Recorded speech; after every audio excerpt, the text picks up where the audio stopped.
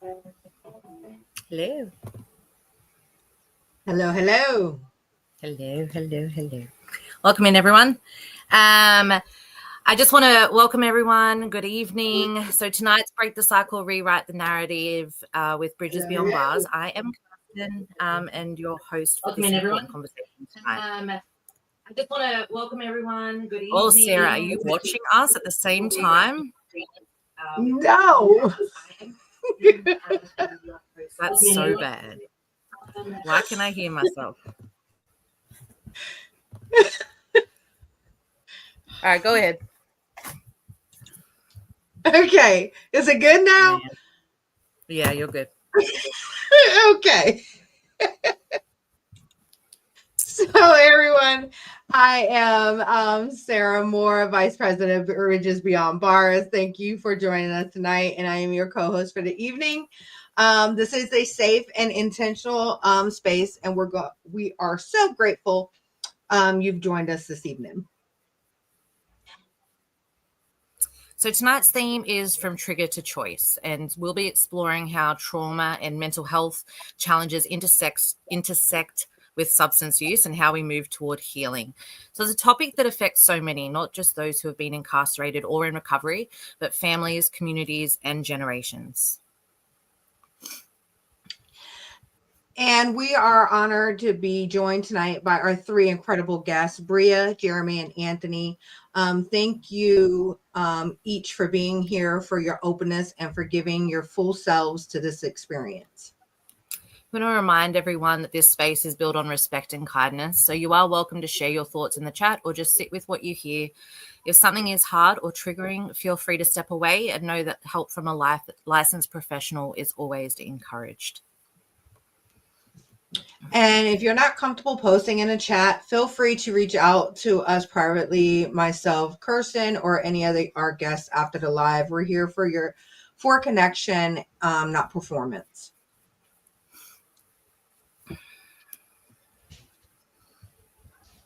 So do we want to go ahead with guests? Oh. It's going to be okay tonight, Kirsten. Let's begin by getting to know our guests a bit better. We'd love each of you to share a brief introduction, who you are, how you're connected to these issues, and how you found your way to tonight's conversation. Bria, will you start? We'll start with you. Geremy, you're up next. And lastly, Anthony. So we'll bring Bria up. Welcome in. Thank you. Hello, everyone. So I am Bria Lewis, and I am a MAT counselor. I'm a qualified mental health professional for adults and children.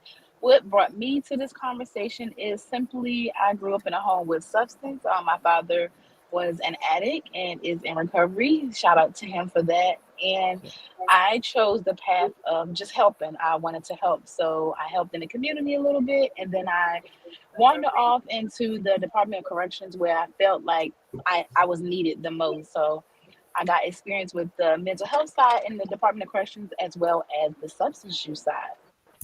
Perfect. Thank you for being here. I'll bring Geremy up now. Welcome in. Hello. Hello, everyone. My name is Geremy Johnson. I am a registered certified peer recovery specialist, integrated forensic peer trainer, along with other things that deal with this topic. What brought me here and relates me to this topic is I basically had a substance surround life. I can remember my first mandated AA meetings was at 16, 17 years old. I lived a life that took me to incarceration. I wound up serving 21 years and 11 months where I changed my life, and I'm celebrating now 25 years of abstinence and recovery. Also, while I was incarcerated, I wound up getting the field and experience of mental health. I was the lead and head mentor, peer mentor in one of the first pods that established peer mentor field in DOC. That led me into living where I worked. Lived in a specialty unit for 4 years with people of mental health and substance use. I wound up getting pardoned, came out, got all my certifications, became a registered certified peer, got a lot of other credentials under my belt, where that now I work in the mental health field for a mental health agency and just walk and meet people where they are in recovery day by day. Amazing. Thank you for being here. And I will bring Anthony up, our final guest. Welcome in. Hey everyone. I'm Anthony Gomez. I'm a son of an addict. My dad, I was brought up in the 80s, and my dad, he got swept off his feet, during that crack cocaine epidemic that hit the country. He was a working guy, he was a family guy, and when he dabbled in it, it just completely took a hold of him. And so what brings me here, my experience with that. I grew up in the streets essentially, to get away from the house, and we couldn't have anything at home. He would sell everything, and adopting the street life, smoking weed and drinking alcohol. Ultimately, I made some really bad choices. Ended up in prison. I ended up serving 24 years while incarcerated. I did a lot of mental health education, working with the counselors and teaching those courses, and also counseling a lot of the individuals in there. When I was granted a second chance in 2020, I became a certified PRS. I continue to work focused on individuals returning to society. And one of the things I noticed also was that, a lot of guys that were being released that I was dealing with had drug addictions. I mean, they had drug addictions while I was incarcerated. And so, I started an organization called Path Reentry. So I feel a lot of those individuals, and I spend a lot of time, leveraging my experience, and my mentorship, to help those guys get on their feet. Amazing. Thank you. Thank you. Thank you. So let's start where so many stories begin, trauma. So trauma doesn't always look dramatic from the outside, but it often plants the seeds for coping strategies that can turn into substance use. Bria, I'd love to start this section with you. What do you see as the connection between early trauma and later substance use? How do patterns of emotional pain, stress, or neglect contribute to the choices people make about how they cope? And let's talk about what this looks like across communities, not just in justice systems, but schools, families, social settings. And then obviously we can all jump in and kind of have that discussion once Bria starts us off.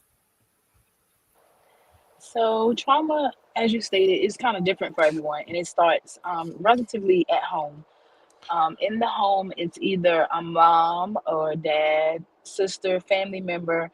You get triggered by something, and then you move into the school system, and you may be triggered by a teacher, and then it's just like this revolving door, and then the trauma never stops. So then a person tends to self-medicate, which tends to lead to other issues, which then now, okay, we're now into the criminal justice system, but trauma just looks different, and it's different from everyone, starting with young kids, and without the proper help, it just never get resolved. Does anyone have anything to add? Personal experiences, professional sort of stuff? I mean, everyone has a sense of trauma, growing up. There's nothing normal about a child being raised by a parent, or, a parent addicted to drugs, or a parent going to jail. I mean, we're kind of speaking to a demographic where this is common, right? And there's nothing normal about these things. There's trauma in those things. And so one of the easiest way to cope with trauma, even the culture teaches it, is drugs and alcohol, whether it's weed and alcohol, and just, getting out there, stuff that doesn't keep you focused. And before you know it, that stuff just spirals out of control. Right. Yeah. Geremy? It's really more or less for me, when I look at trauma in today's time, is the relief thereof. We have to have some type of safety net. I mean, more communication in the family, more communication on all the steps and stages that we serve, more interaction with the community, and educating them on why and how triggers work. Also, when we're looking at generational or transgenerational trauma, it's passed down. These behaviors and these go-tos, as far as how we deal with anxiety, how we deal with depression, how we deal with our everyday struggles, is passed down. We emulate what we see others do around us. It was for so many years, people in my family, I watched them be social in their addiction or in their usage thereof, and I didn't see nothing wrong with it because at the time they was happy. I never seen the other side of it. I never seen the struggle. I never was privileged to the pain and the hurt and why they seek to numb what they was going through. So years later, after I done went through my own and I had to deal with addressing my own trauma issues, then I can think back and say, now I see the other side of what my mother was going through, or my father was going through, or anybody in my family that, the children is not privileged to the meat of the plate. We're just pushed to the side and we're sugarcoated or isolated in a room while the real conversations is going on. So in this generation now, they're growing up so fast and they're aging so fast. We have to have these conversations early. We have to address and know, okay, this is the streamline of what my generation or my family has went through. So let me prevent it in my child. Let me put safeguards there for this generation and bring up unique and fun conversations that'll get them to engage in what they're really thinking or what they're really going through or what they're really feeling, because we don't know. All we see is the outside mask that they may put on for us, and we got our own mask on, trying to make them think that life is so good and so smooth. So we have to look at that when it comes to trauma, as far as how it's masked for individuals that's on the outside looking in. We have to get to a point where we're taking the mask off, or at least revealing an aspect of what's really going on and how life really isn't all the way good all the time. So the harsh aspect of it needs to be talked about a little more with individuals that are not at that point yet. Yeah.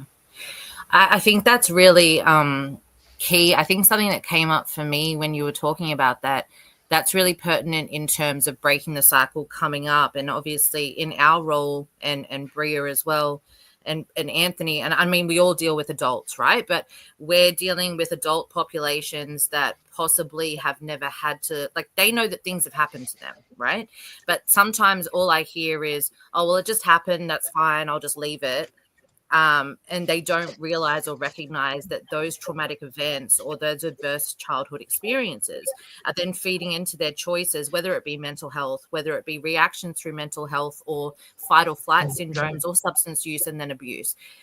How do we change it? Like, obviously we can start having these conversations with our kids, but how do we help the adults in our lives to start to recognize trauma and feel comfortable after, say you're dealing with a 55-year-old man.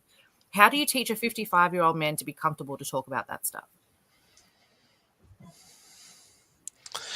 Well, if you're directing that to me, I would, I would answer that in this way. We live in a society where we're constantly being bombarded with information, right? We have social media addiction. We have the feel the need to want to be outside, be seen, and so we're not dealing in self-care, right? Which, addressing that trauma is self-care. You have to take care of yourself. And so to reach individuals, and from when I deal with people with trauma, when I deal with people with addiction, I try to talk to them calmly. I try to keep them focused. I try to help them weed out the things in their lives that's not important, whether there are thoughts. One of the questions that's in the chat, it says professionals, do you all advocate for therapy? In those programs, there's a lot of programs out here. It's a lot of help out here. There's a stigma associated sometimes with those things, but those programs are very helpful, whether it's, and I wouldn't necessarily just say programs, I would just say anything, it can be going to church, it could be your religion, it can be, program, it can be, whatever it is, you just have to focus on it, right? I mean, if you go to school, you can't be taking courses and have a million things on your mind because you're not going to focus on what you're doing. And so to deal with anything, you just have to focus. You have to learn first to clear your mind, and it's hard to do that in a time when we're just being fed so much information. We're triggered by the smallest things. An example I give of that, I had something important that I needed to be doing. I saw something on social media one time, and you get caught up and you be like, wait a minute, what am I doing? This is not important. Why am I watching these reels? Why am I commenting on all these, like there's important things we He's have. not coming tonight, both. I'm in a meeting. And so I try to always convey that message, to individuals, especially when I identify that they have a hard time focusing. Because if they can focus on anything, then they can really address anything in their lives. Yeah, that's incredibly important. Geremy, I'm just going to bring Bria back. Perfect. Let me bring her back in. Geremy or Bria, did you have anything to add in terms of working with adults and helping them to sort of start to address that underlying trauma that maybe they've gone about and just ignored or not recognized? You going, Bria? Okay. Oh, Bria's muted. Okay. Oh, hang on. You're muted, Bria. Do you want me to unmute you? Unmute. I can't unmute her. Go ahead, Geremy. I'll try and work this out with Bria. Yes, everything Gomez just said, I agree on as far as coping mechanisms. And yes, I do advocate for 12-step programs and other. Can you hear me now? Yeah. Go ahead, Bria. Can y'all hear me? We can. We can, but I think you're in and out.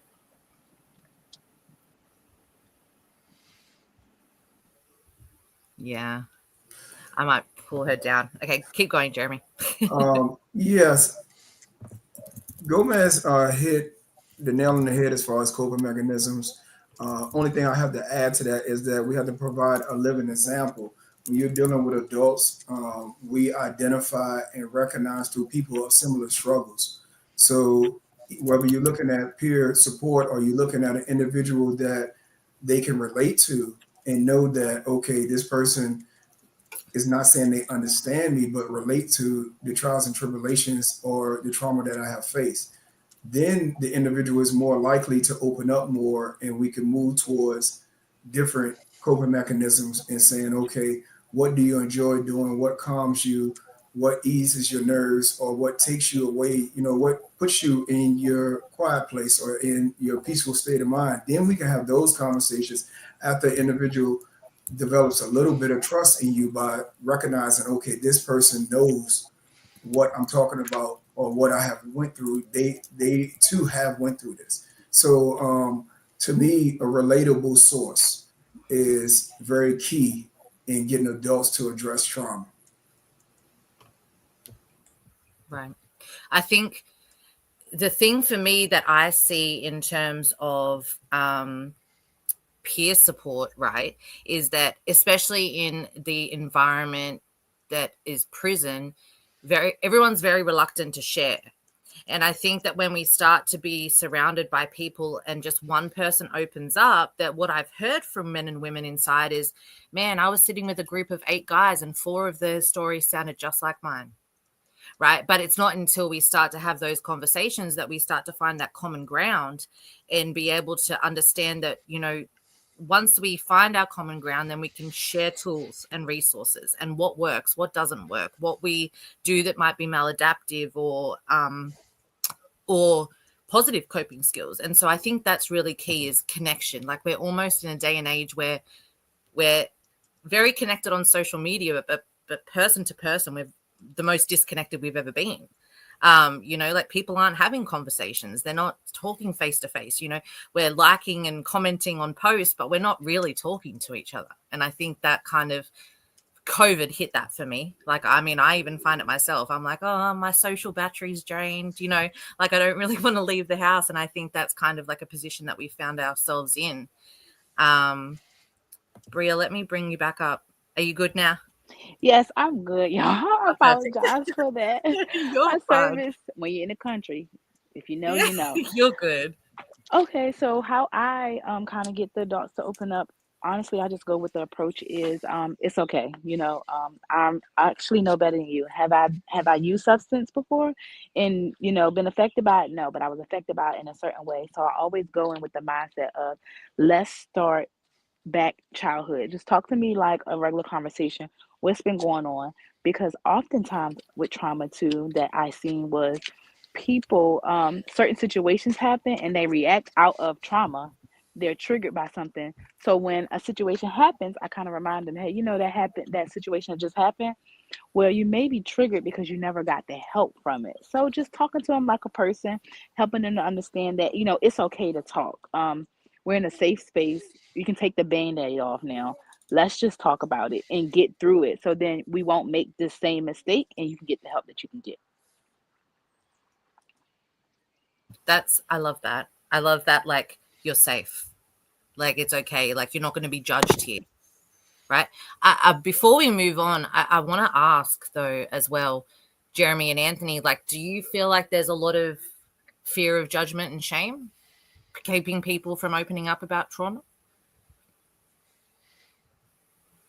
Yeah, I mean, sometimes when folks go through really terrible experiences, right? And we always say there's nothing natural or about those experiences, and sometimes those experiences could be embarrassing, and there's a perception of that you can't show yourself to be weak, and frankly you probably shouldn't anyway. There's a place to be vulnerable, but people don't know where to find those places to be vulnerable. To be vulnerable, you have to have trust, you have to open yourself up, and it's hard to do that when you know we again, we live in a society where most people are working, most people are taking care of their families. The people that you think are your friends really are not your friends. And so a lot of people just deal with things themselves. I mean, I didn't really seek therapy myself, until I came home. um I just coped the best I could. I guess, certain things were a form of therapy for me. Working out, going to church, praying, and being with, my Christian community, and those things, but there was a time where, you have to talk about some of those experiences, and you have to do it in a place, in a setting where it's safe. And it's hard for people to find that. One of the best suggestions, or terms, that you hear a lot these days is self-care, and more people are gathering into self-care communities. I think that's a good thing. Get a group of trusted folks, take a self-care trip, or where you can disconnect from your average daily normal life, and you can also be open and talk about some of the things that you're going through. But those things require intentionality. You have to plan those things. You have to be intent about doing those things, and do them. And most people are out here working week to week, and it becomes hard to find that safe place to talk about it and be vulnerable. Yeah. Yeah, absolutely. So Shame I and think, oh, sorry. sorry. Go ahead. So I think y'all might have already kind of touched base on this, but we have some people tuning in from YouTube as well. And they did ask, as professionals, do you all advocate for therapy, 12-step programs, or other areas of help? Anthony, you want to go ahead and answer that one first and we'll go around? Yeah, of course. Those programs, they're designed, to get you to do those things, to open up.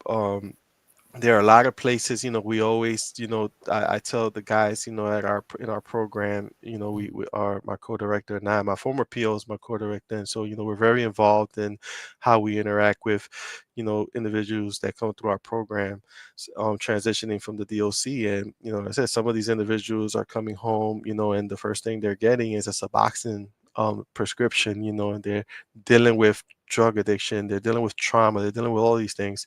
And so we point them to resources. There's a lot of groups that you talk about 12-step programs. It's a lot of circles, groups, that's held all over the city. That some of them are every night. We encourage guys to just go sit in, join them. You get to meet people, you get to listen to the stories. You don't have to talk and share, going into a group of folks you don't know, but you get to also learn how to be vulnerable during those things. So we definitely encourage that. Yeah. Anyone else?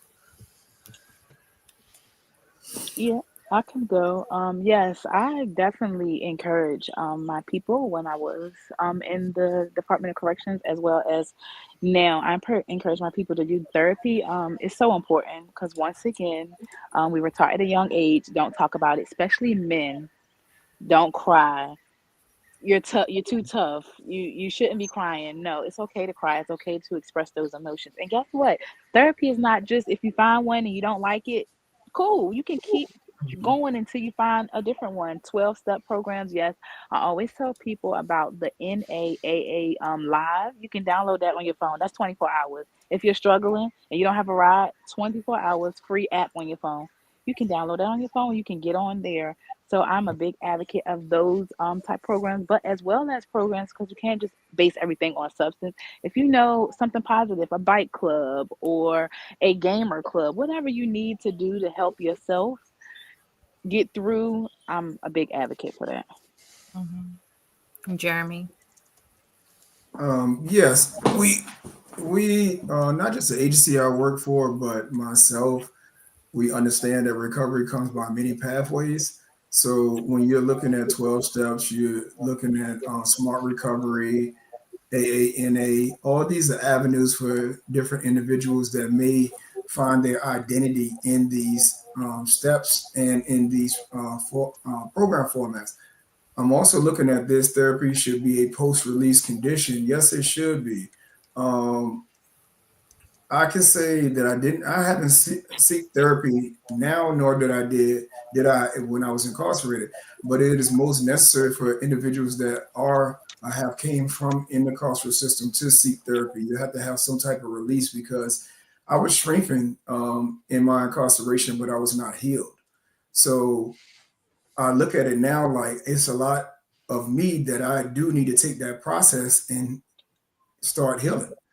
But the trust comes up to where that I need to seek a professional to talk about these things because a lot of things we couldn't and wouldn't talk about in there, and that's just life. It's a lot of things that we just don't talk about and we hold in, and we have to get to a point where that we release that, and that's why therapy is so important.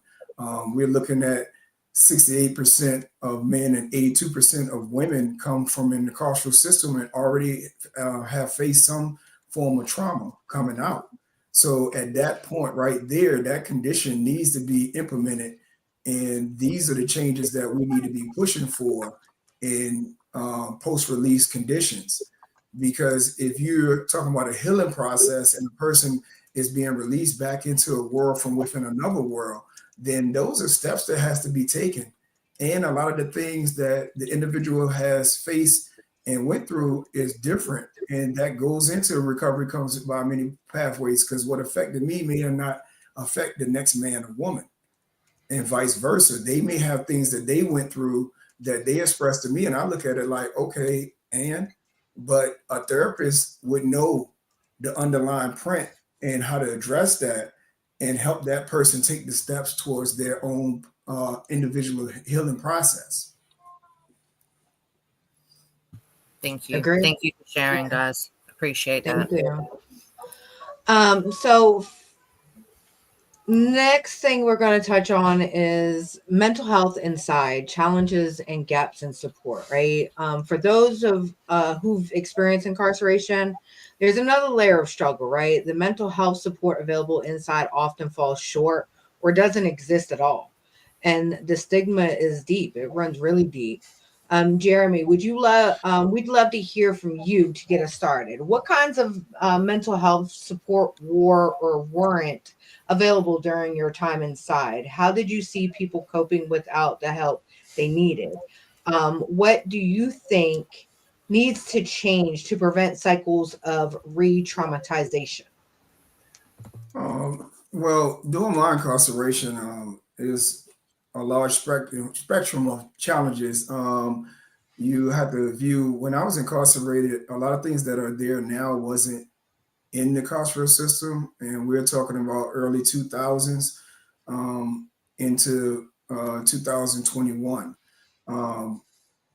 There wasn't enough professionals and doctors in medicine. We have to look at that. Prisons are not built to face or to handle mental illness or substance use, substance abuse. So we're looking at a system that is predicated on punishment and reward, when we need more of a treatment format and step downs and more professional help in that arena. So you would see short staff, where that when I was in there, they would be undermanned as far as on security. So even if you did have professionals that was equipped to address the mental health issues, they was pulled to do other things because of the lack of manpower. So when you're looking at mental health, it doesn't stop. So they're looking at a 24-hour clock, and they have periods where there is no movement, lockdown, but you have individuals still going through their stages, their trauma, still going through their episodes, their mental meltdowns, and there's nobody there for relief. Right. You also had at a point where we push, myself and others push for programs. You know, we had to fight to get attention just for relief in the sense of mental health, in the sense of substance use, substance abuse, because it was looked at as a crutch. So if you have individuals that are looked at as criminals and not addicts, and not a person that's struggling with mental challenges or addiction, then when you come and say you need help and you really don't trust the system enough to ask for help, they look at you like you're using it to get by.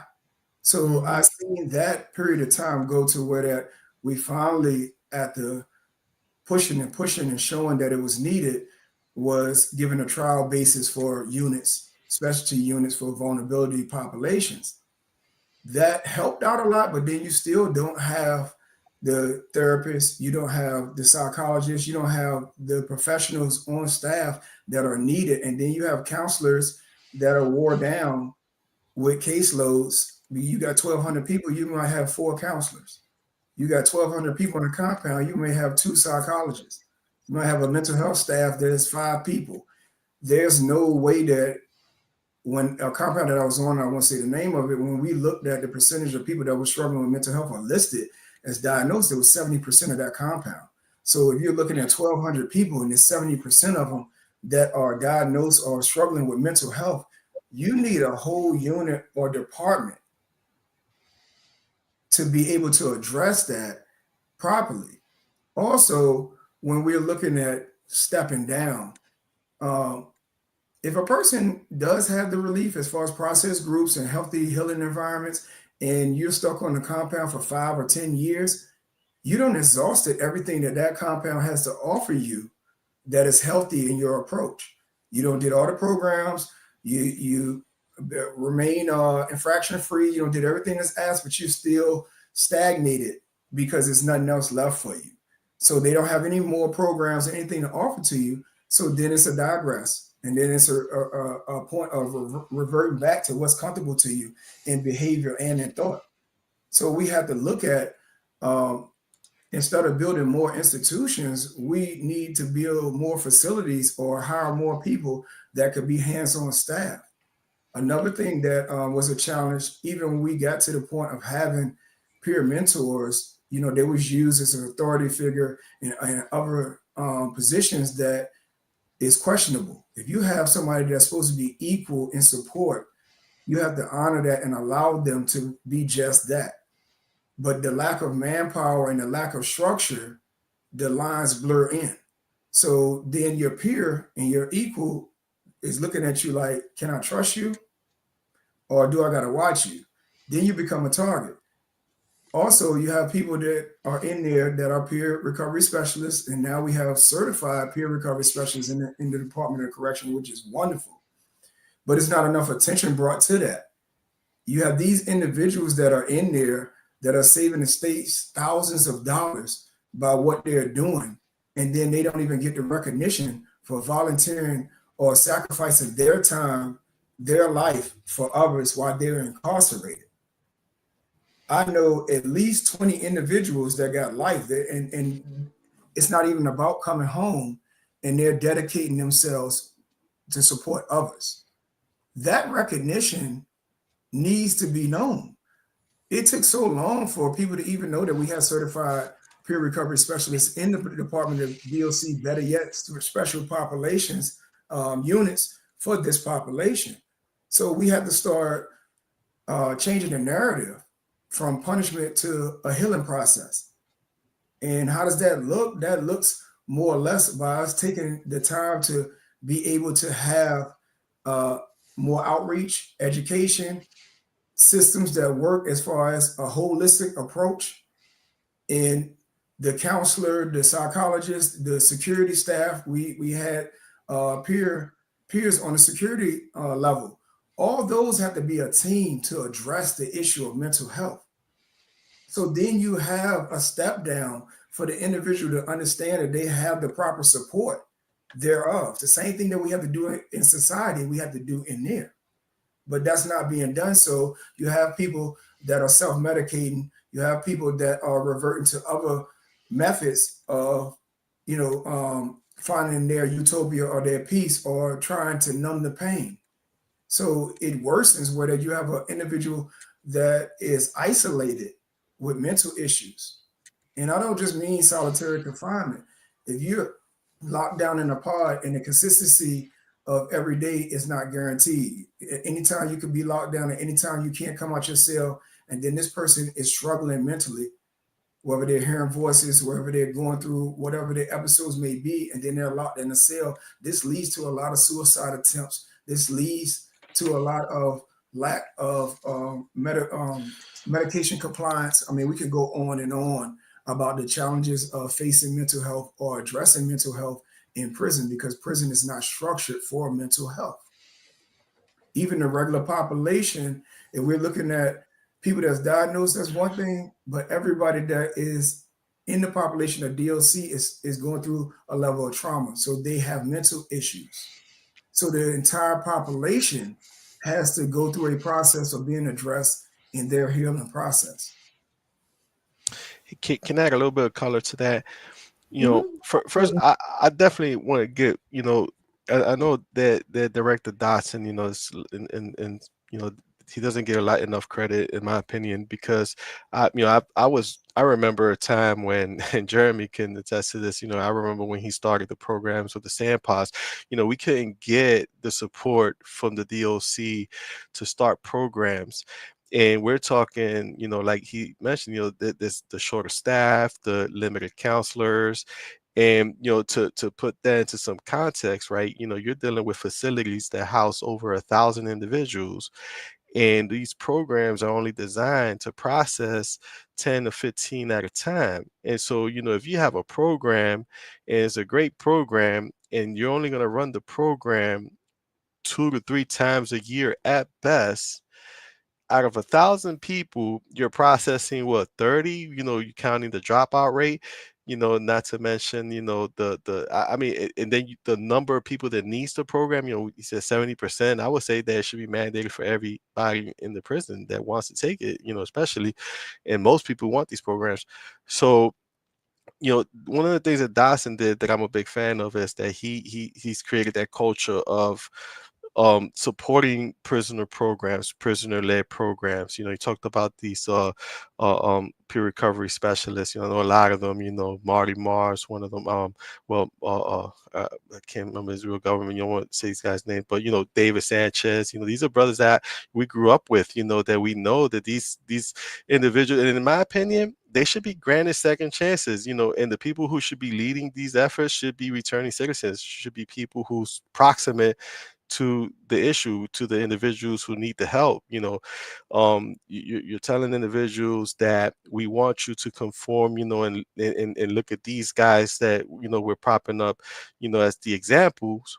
but you don't want to give the guys the examples that second chance, so they should be the ones, and I'm glad that at least they're being given the platform, so that they can showcase their skills, their talent, and what they have to contribute, to this population of individuals who need, this guidance, this mentorship, this help navigating, through the difficulties of life, and especially just being incarcerated away from your family, where, if you can't stop for illicit drugs from being in there, then it should be a strong effort also supporting individuals to be that example and help people, get off those addictions and make the choices against them. We spend a lot of time talking to guys, to don't use drugs, to stay away from drugs, to pick up a book, use your time behind bars to better yourself, and that's the reason why a lot of us, when we,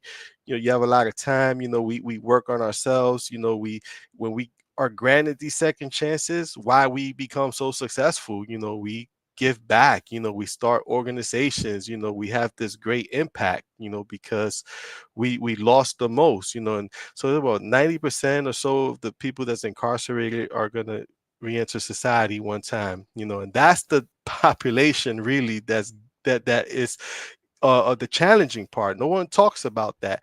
I always dispel that myth that, people, violent criminals and people with lengthy sentences have nothing to lose. What? We lost everything we had. The little bit that they gave us, to run a program, to work a trusted position became a lot. And so we did not want to lose those things. So we were the ones who were entrusted to run the prisons, to run the kitchens, to run the libraries, to facilitate the programs with the counselors, and do all these things, and so there's a big need in the DOC for impact the individuals, to be given second chances, and impact the individuals out here to be allowed to go back in and have those careers, making a difference, and giving back in that way while making a living, because you got to make a living. I mean, if we're best positioned, right, to speak to some of these things, I have a mortgage I need to pay, so unless I'm gonna be like on a payroll where I can, you know, make my contribution and work full time, we it's hard for us to be spread thin, but they could be using, with the problems that the DOC has, they need to reach out more to the justice impacted community and integrate us more into the rehabilitation of these guys in there, and letting us inspire them, and to just make better choices, and become better people, and to remember that they don't belong in there. There's nothing natural about being incarcerated. There's nothing natural about making those decisions that keep the prison doors revolving. There's a family out here, a lot of individuals got children, that they need to be out here with, and help raise, and be an example to. Yeah, I agree. Thank you for that.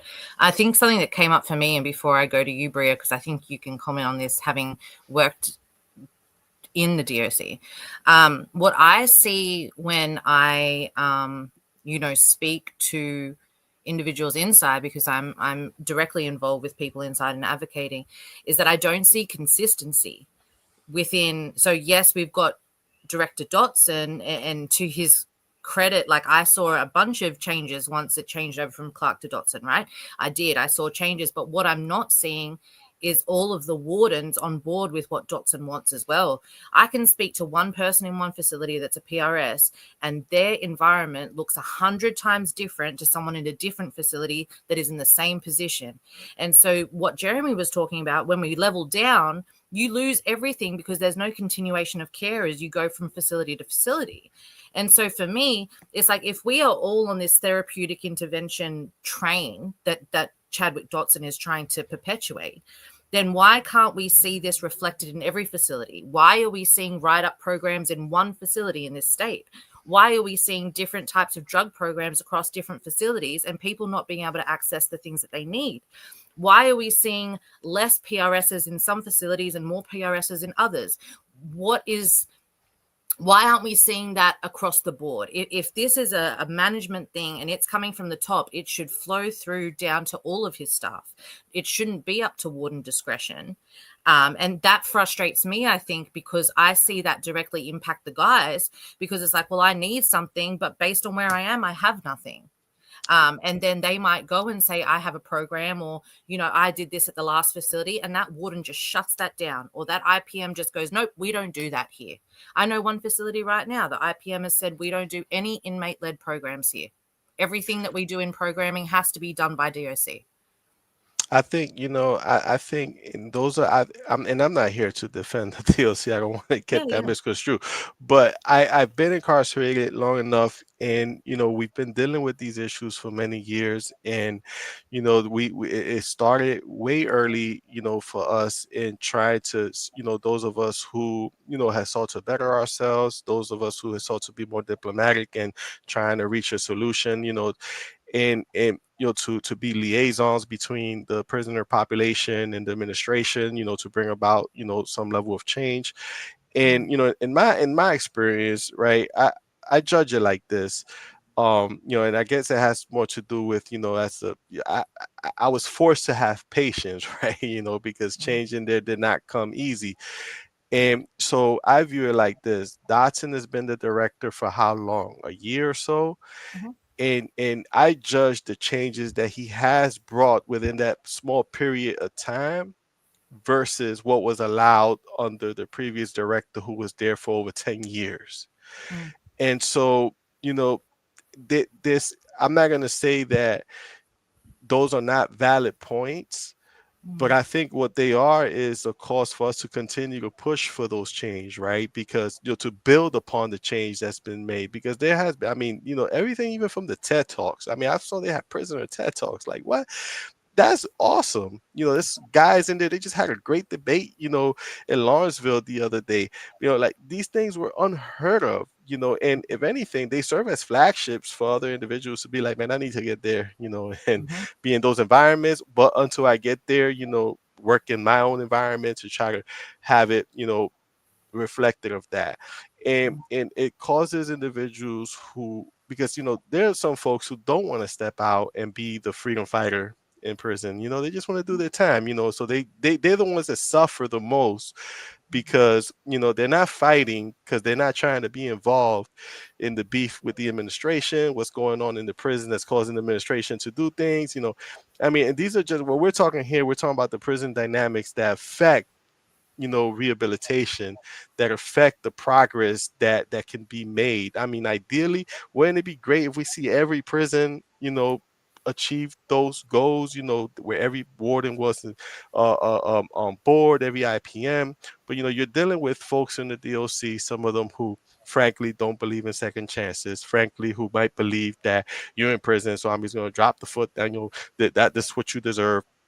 And then you have folks who are dealing with situations within their own prison. They're just scared to open it up because they feel things are going to fall on them, So you have leaders that maybe shouldn't be leaders because they're not taking leadership, making those leadership positions, So it's a lot of dynamics, when you're talking about an agency that receives the most taxpayer money than any other agency in the state of Virginia. We're talking about a large operation with one of the biggest bureaucracies. And we're talking, but at the same token, we have the right to demand that it be perfect and that it produce something value, good for that dollar, right? And that's what I said. I think it's important for us to keep fighting, and with that fight, understand what those challenges are, and try to address those specific challenges. I appreciate that, because sometimes we do. I'm guilty of not looking back, right? Like, and you've got a special perspective yourself, and Geremy, having spent time in when it didn't look like this. For me, I'm like, okay, well, I see that it can be better. I mean, Bria, I would love for you to weigh in on this from a professional perspective, not having been incarcerated, but being on the professional side of things. So I started out as a counselor in the DOC, and I worked my way up to program director for Ride Up. So I had the opportunity to work with those amazing PRSs. I'll say it again, amazing They were my reason, my voice. They helped me when I wasn't there. They were able to take place and help me out. Um, First of all, I came in as a person, so we got to kind of change the narrative. The person has to want to help these people, these type of people with this disease. It comes from your person. Nobody. I didn't. The DLC didn't come to my house and said, "Bria, come work for me." I went to the DLC, so therefore I had to change my mindset. I'm here to help. So whatever I got going on at home, I gotta leave that at home. And my focus is here today is to help these guys. A second thing that I did was I changed my language. I don't like to say inmate. They are person. You're a person. You mean something to somebody. You are somebody. So I led with that. So I helped, and yes, I appreciate Director Doxson for trying to implement these things with peer-led co-facilitators, because guess what? When we're gone, they're in there. So they're able to be the liaison between staff and the participants. They're able to help. They are trying. Yes, they are trying so hard, but it with staff challenges, as you mentioned, Jeremy, is it's hard because people are pulled in different directions.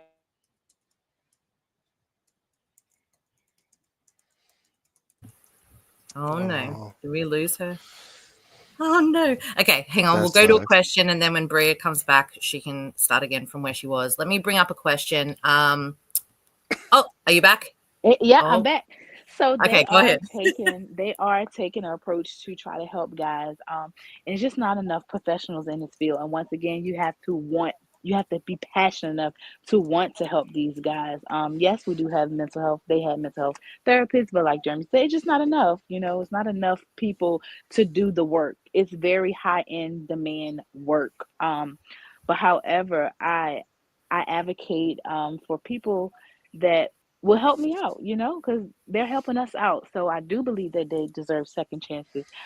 And I could just go on and on about how amazing the guys are in. And I always tell them, just because you're in these walls, the most free people are right here. You're the Mhm. freest people. The people that's out here are locked up in their mind. So for one, I just think that we need to just change the narrative as a person. If you want to help, put your boots on the ground. Let's help. If you don't want to help, know your role and stay out the way, and don't hinder nobody else that want to help. Mhm. I love that. Yeah. I'm going to go back into the questions. Kathy over on YouTube said, "How do you gain attention from the powers that be, so the people that have the power to help to initiate more assistance?" So, I guess from an advocate perspective, I'll go first. Things like General Assembly, things like Lobby Day, things like going and visiting your local representative in the delegate's office or the senator's office, ensuring that you're speaking as a taxpayer. Like, you may not be directly involved with the criminal justice system. Maybe you have learned something from tonight. Maybe you have learned something from conversations. It's important to be having conversations. If these conversations don't happen, no one knows. And so asking the question, sending emails, making phone calls, advocating for people that can't advocate for themselves. We try and get those communications out from the inside, but obviously it's very limited, so it's up to us to take what they tell us and what they need in order to then request that from administration from an advocate perspective. Does anyone else want to weigh in on that? Yeah, let me add to that. That's something I hold very dear, because another thing that I do out here, and in my advocacy work, is I try to educate the loved ones of returning citizens who are expecting their loved ones to come back home. I try to educate them on how to interact with them while they're incarcerated. I mean, listen, in prison sometimes, guys, they like me personally, I never told my family how I was feeling. I never told my family what was going on in prison. I never did any of those things. And one time when I was, when I was sharing some of those things out here, I'm with my family now and I'm sharing, some of my family members say, if I would have known that that's what was going on and that's what you was going through, I would have been more surprised. I would have done, all these things. But the reason why I didn't do it was because we're resilient. Most of us are resilient. Most of us know how to make it in there, and so I educate families on how to interact. So if their loved one is constantly it could be because they want to get money from them. They're trying to draw a play on their sympathy. But then you also have to, to the question, learn how to distinguish, what's really going on, because sometimes, I had a loved one tell me I've been sending them all this money, and they gave me all the traits, and it turned out that the loved one was addicted to drugs. And they was feeding that habit, and they didn't even know it. And they could have been supporting them a whole different way. So it's very important. I think that's a really good question, and it takes education on out here, for family and loved ones to know what goes on in prison, to understand some of the traits, also to be harsh, and to put the foot down, and if it's something that's serious, to go to the people in the DOC, reach out to other returning citizens. I always, tell people, hey, you can reach out. Here's my number. You go to the website. Anytime I answer all the calls. I try to answer all the calls, emails, and stuff. So someone comes to me with something like that, I'm going to call back. I'm going to interact with the person, and try to hear them out and help them. But it's important for families out here to be as educated as possible so that they can know what their loved ones are going to, so that they can help them the best way they can, so they can provide the right help for them. Can I say something on that before you go, Geremy? I appreciate that you said that, Anthony, because I used to always tell my guys, when you call home, have those hard conversations. It may be hard, but they have to understand what you're going through to better assist you. And if you're out here just telling them whatever, they're thinking that everything is fine, everything is okay. I also told them to set boundaries and be mindful. Every time you call home, it shouldn't be about a problem. You're already going through enough problems beyond these walls. And at the end of the day, you're standing in the cell by yourself. So when it gets to a point where you're calling home and it's becoming more stressful, you need to slowly detach yourself away and communicate why you are detaching yourself away, so you can get the proper help and get your mind right. Because if you're released tomorrow and you're not right, you're going to come right back in here. And they're still going to be out there.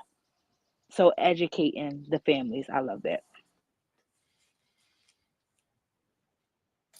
I'm on the same board.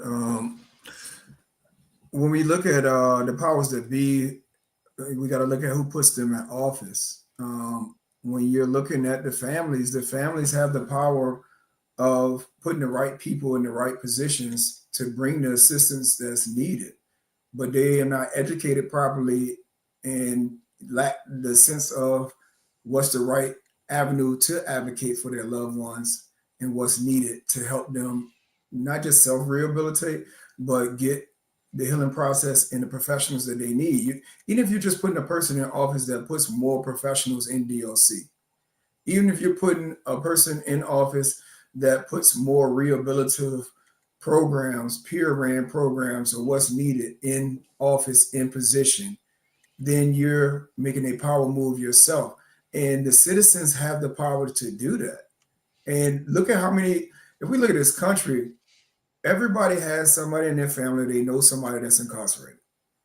Everybody has somebody in their family that they know is facing a mental challenge or that is dealing with substance use, substance abuse. So the great percentage of the country has the power to put the right people in the right places for us to get the assistance that's needed. But the lack of education information is not there. So when I was in there, a lot of the families didn't even know how to advocate for their loved ones. A lot of the families didn't even know who to put into office that would bring forth the changes that their loved ones needed for the assistance thereof, or for their chance to come home or to be relevant in the conversation. So we have to look at the power that the common person has, because the powers that be are put into place by society, by the citizens. Yeah. So I would say just more advocacy is needed. I agree. And on that, I mean, there are a bunch of great advocacy organizations out here. So many. Specifically, we are running an Advocacy 101 workshop, the basics, right? Like, and people will often come to me and be like, can you help me do this for my loved one? And instead of doing it for them, I teach them how to do it, right? It's teach one, each one, right? Like, teach a man to fish and he will eat for a year. If you give him a fish, he's only going to eat for a day. And so my aim is that everyone can advocate for their loved ones, right? You're not going, well, I don't know how to do this or who to go to. I did put in the notes as well, like, understand who your delegates and senators are. Like start to pay attention to the sorts of political agendas and bills that your representatives are putting forward. Understand your local members and what's important to them. There are a bunch of really great criminal justice focused delegates. You know, we've got Holly Seabold, we've got Ray Cousins, we've got Senator Craig Deeds, we've got a bunch on both sides of that aisle that are very, very focused on criminal justice reform. And having those conversations and letting them know what's important. You don't need to be perfect when you're having those conversations. They're real people just like us. You can go and speak to them and communicate. But like Anthony said, making sure that you've got all the information and that it's relevant. It's not fueled by emotion. It's factual, because often we can get caught across the, oh, this is happening. And it's really, you got to look at it and go, is that really worth bringing to someone's attention that, there might have been a piece of moldy bread today? Like pick and choose your battles and pick and choose what's important in terms of what we're going for, and collating information, talking to other people, comparing stories, reaching out to returning citizens like Geremy and Anthony, so that you can understand what these pods look like, what these prisons look like. We see things and go, oh my goodness, like I can't even imagine living like that. But that's in policy, right? Like there's so many times I'll have a loved one reach out to me and say, my husband's dealing with this, and I'll bring up the policy that says that they're well within their rights to do so. And so, yeah, it's awful.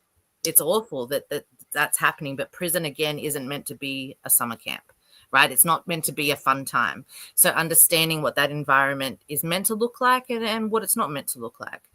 I have another one, Bria. I'm going to bring you back up. I have another question that's come through here. And I guess, Bria, if we can start with you. So Marky said, when our incarcerated loved ones are clearly exhibiting signs of mental health issues, who should they contact for assistance, and where is the starting point to get help? And I think we've lost Bria again. Oh, no, you're back. So who should they contact for assistance? So first, let's start by them putting it on a request form, and make sure that they keep a copy, because you can verbally tell somebody, but until we have a physical copy, they won't ever know. And if that's not happening, then continue to follow the process, the grieving process, and just continue it. Don't get nasty, don't get rude or anything like that, but keep your paper trail. And then if you feel as if the person is still not getting the help, reach out to the warden secretary, reach out and continue to reach out. And if it's not, reach out via email. Hey, I have this problem. And then follow your chain like that. And I would just add to that. Yeah, I would add to that, because I used to write so many request forms for guys, and for those reasons that Bree just said, sometimes when you're the individual being affected, it's hard to be objective, right? So you're gonna speak from a point of hurt and from disappointment of, and you have emotions, feelings, all types of. So a lot of individuals will come to me, and for me, that helped me to be objective, right? To be like, okay, let's see what the problem is. Let's see what's the best way I can help this individual and get results. But it's important to seek help, and from you can go to your law library, find that one guy in the pod that you feel you can trust that will sit down and write it for you. And also caution not to let someone use you to attack the prison, because you might find a good writer, but he might use you as the vehicle to run his issues to the prison. So, it's not, sometimes it's as simple as writing a request or an informal complaint, but sometimes, these individuals just, for whatever reason, they just can't. They're not mentally in a place where they can sit down and just do it. And so you have to get help, and you just have to be careful, and it just goes to show how difficult it is to find that starting point. As simple as sometimes that starting point is, it can be complicated real quick. You'll have a prison official looking at you like you're complaining or, treating you a certain way behind something that someone wrote for you.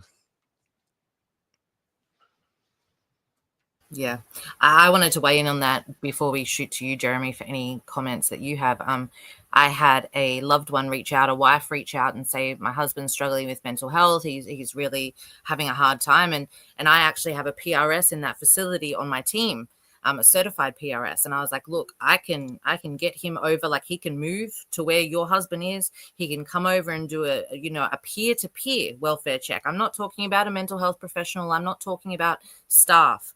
And her husband came back and said he doesn't trust anyone, right? He was like, even though this man is a PRS, even though this man is a peer that's incarcerated with him, he was like, no, I'll just deal with it, right? So we also have to be mindful that, there are options available, and following the right procedures are important, but your loved ones also have to be willing to take the help that's available too.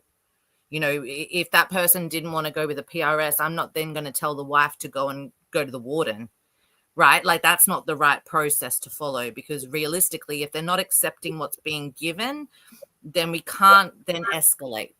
That's not the right process. Geremy, did you have anything to add to this one in terms of people inside? Yeah, I add. What you just said is right. The person has to want to help themselves first, and that's where it starts at. The family members. One thing that, and Gomez can attest to this, one thing that we've seen that does work, other than us pushing the paper trail, because we know who to go to, we know who to get help on our side when we're incarcerated as far as that paper trail goes. But the citizen, once again, the family member, when they call up there, there's more attention given to the situation, and they will do a wellness check, get somebody to come and check on the individual. But after that, like you say, that individual has to want them help themselves for it to go further. Even dealing with PRSs, when we was establishing things, a lot of times we had to get a neutral individual, because the trust system is so critical inside that they may not, like I say, the peer may be looked at as a person that is not to be trusted because of the position and how they use the peer different from compound to compound. So a lot of times you have to get a neutral person that knows both parties, and they can say, okay, this person can be trusted. I know this person, and you can confide in them. They won't tell your business, and confidentiality will be, in the forefront. But yeah, to the question, and the person that's asking the question, yes, you can contact the prison from the warden down, mental health department. I mean, each step you can call yourself and get them to check on your loved one. But in return, your loved one has to want the help for them to move forward. They can go and check, and the person say, I'm good, I'm all right, I don't want no help. That ends right there, because everybody has the right to any services, whether they're incarcerated or not. They can say no. So you have to look at that, and you have to open up the line of communication with your loved one and be that listening ear, because they trust you. If they're telling you some of that magnitude, that they're struggling mentally, then just listen. Because a lot of times that's all we needed, was somebody to listen. We didn't need no feedback. We didn't need anybody telling us what to do. We just needed somebody to listen. And that's how important those phone calls are. When your loved one calls you, just let them talk, let them vent, let them get it out, and just listen. That is the greatest therapy that we ever had, is to be able to talk to somebody that we know loves us and that we can trust, and they listen to us. Then we can handle everything else. When we hang that phone up, we can go and defeat the world that we're facing, because we talk to that loved one and they listen to us, and we can identify with that person. So understand your power to help your own loved ones and help them with their healing process too. Yeah, absolutely. Thank you. I'm going to move on now to healing and recovery after release. So let's talk about what happens after. So recovery isn't a finish line. It's a long, non-linear path. And that first year out can be incredibly vulnerable and thereafter. Anthony, I'd love for you to start us off with regards to, professionally and personally, what does healing look like in the early stages? What helps and what is missing? And how do community-based supports, or the lack of them, shape what recovery can look like? Oh my God, that's such an important question. And I'm actually in the middle of a situation right now that highlights that. So, first and foremost, when a person is returning to society after their trauma, after their drug addictions, and they still struggling, and they come back, in many ways, they're also still they're victims.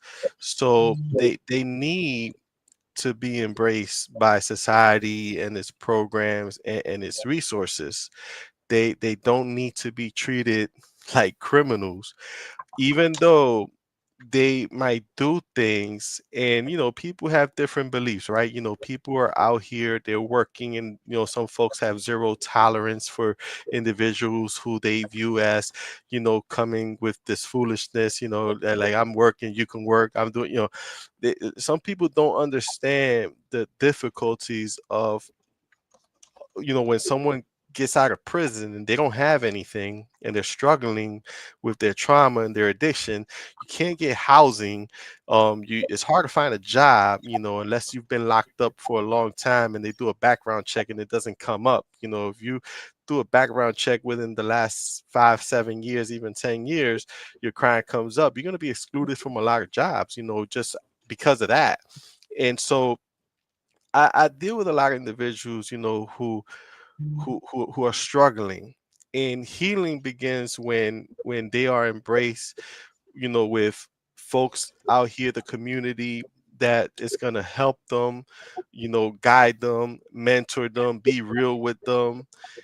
And it also starts with the POs, because when the individual is released, the first person that they say he has to see after their family is the PO. And some of the POs, they're young, they're not sympathetic, they're not, they have heavy caseload, and so just to give you an example to highlight this, we have an individual, we've been helping we're helping an individual who's been in and out of jails and prison most of his life.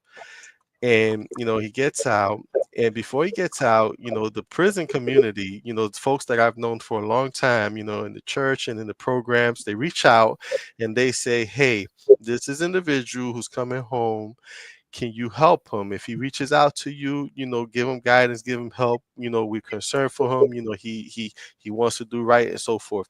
We take him, we help him, we connect him with resources and everything.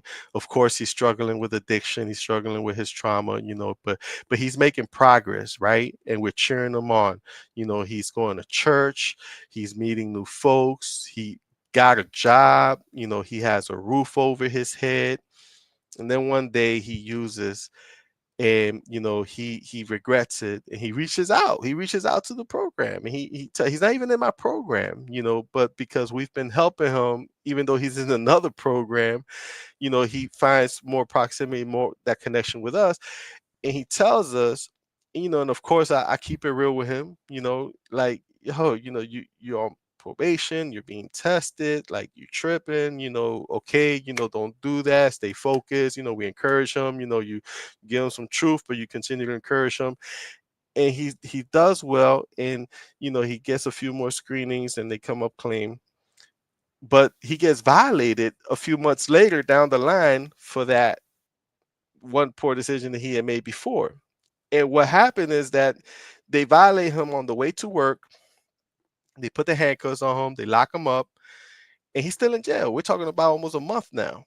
So because he decided, make a poor decision to use an individual who, by the way, came home and the first thing they had to give him was a Suboxone prescription. You shouldn't even be addicted to anything coming out of incarceration. So so that's why I view him as a victim. And he has his struggles and he's making progress. And the first response to his bad choice is to incarcerate him. He loses his job, he loses his housing. He almost lost his things. I had to leave work early so I can go and pick up his stuff. Otherwise, he would have lost his belongings. Stuff that he bought, while he was out. That's valuable and that's his. It's his stuff. And so, y- you know, healing involves everyone. The system has to learn to deal with people to heal them. The POs have to learn. Society, everyone. It's a all hands on, and it has to be people who know what they're doing. The sad truth is that there are people who don't know what they're doing that's in this business, and they're causing harm. And because of that, you don't always see the full potential of individuals and what they can be, and see individuals healed. To me, the people that I see healed are the ones, who have support. The ones who have, the more support you have, the more progress you make. Agree. Geremy? I would say, to me, just allowing your loved ones to take the steps on their own time. We always look at the individuals and the positive changes that we have made when we was incarcerated. So people look at us as being strong and look at us as being renewed, or at a level where that we could come out here, we could do the simple things. Like myself, I came out, I already had structure in the sense of the goals that I wanted to achieve. I achieved them so fast that, people would look at me and say, oh, he got it. And on the other side, I came out and I had a fear of heights. I had a fear of driving. I mean, when I would go over a bridge just riding in a car, I would freeze and didn't understand why this was going on. When I was on escalators in a mall, I would just freeze. And I didn't understand why, because before incarceration, I had no fear of heights. I had no fear of these things. I would just drive from state to state and it would be nothing to me. But I had to sit down, and now that I look at it, I was in there for over 2 decades. And these were things that I could think about, I can reminisce on doing, and I can sit there and say, yeah, when I get out, I'm gonna drive, I'm gonna do this because I've done it before. But it was an unnatural process in prison that I had to adapt to for those 2 decades plus. And then I come back out here, it's like I'm doing these things for the first time all over again. And my families couldn't recognize that because I wasn't communicating about it. So when you look at it, it's like you're starting all over again and have to grasp things that people do every day and comes natural to them, but it's not natural to you because it's like you're doing it for the first time all over again. So your family is looking like, okay, you need to have a job. You've been out 30 days. You need to be doing this. You need to be doing that, instead of taking the steps with the individual as they take them and understanding that it's not automatic or instant. You can't walk into a forest for 40 years and think to get out in 4 days. You can't sit there and say, okay, this person has been gone for this stretch of time and they can just adjust in six months or a year. Some people take longer than that. We have to look at that. It takes the support of the loved ones to say, okay, why is he isolated in the room and he's not in jail anymore? Why are you in that room and you're not in the cell anymore? There's a reason, because it's like we had no peace. It was no cutoff. Even times that we locked down, there's still things going on. So you don't sleep, you rest. So you're closing your eyes, but you're not getting proper rest. You're not getting a peace of mind. So the first thing that we seek when we do get out is peace. We just want to be left alone for a period of time to process, to be able to adjust mentally, better yet, gaining a job or paying bills and things of that nature. Yes, we do need to be pushed and people do need to be firm with us because that's what we know, because we're coming from a structured environment. But on the other hand, you still have to take time to love your loved ones as they adjust and have those sessions of communicating, asking the question why, to gain information on how they feel and what they're thinking and what's bothering them. Because nobody asked me why I felt that way when I'm riding across a bridge, or why I froze up on escalators. It was looked at as humor, but inside of me, it was a fear factor. And I'm trying to catch up and wonder, what's going on with me or why I feel this way. But at the same time, I'm achieving all these other goals and I'm moving forward. So we have to pay attention to that, because that adds to recidivism, because it comes to a point of where that a person is keeping these things in and you're suppressing all this. And then it just takes one thing to trigger you. And then you're rearrested and your family looking like, how did this happen? Because it was a lack of communication and a lack of understanding and a lack of education in this process. So we have to pay attention to those signs and those flags that are there right in front of our eyes. Like we was talking about earlier, people just sending money, and you don't know where this money is going to. And then your loved one comes out with an addiction. Well, the signs was there, but the questions wasn't asked. And the firmness wasn't applied where that you stop funding the demand, because we have to look at, okay, what is the person demanding, or what is the person drawn to coming out? And I love this person, so let me stop and ask them a question. Why do you feel this way? Why are you acting that way? So, like Gomez just say, the people that are successful are the people that do have strong support systems in place. But the support systems have to ask the questions. They have to have the hard conversations. We can't sit there and say, well, I'm not going to ask them this because I don't want to offend them or I don't want to upset them. You have to ask those questions. Yeah, I agree. I want to try and bring Bria up, see if her... Are you good, Bria, to weigh in on this one? Perfect. Yes. Yes. My phone is acting crazy today.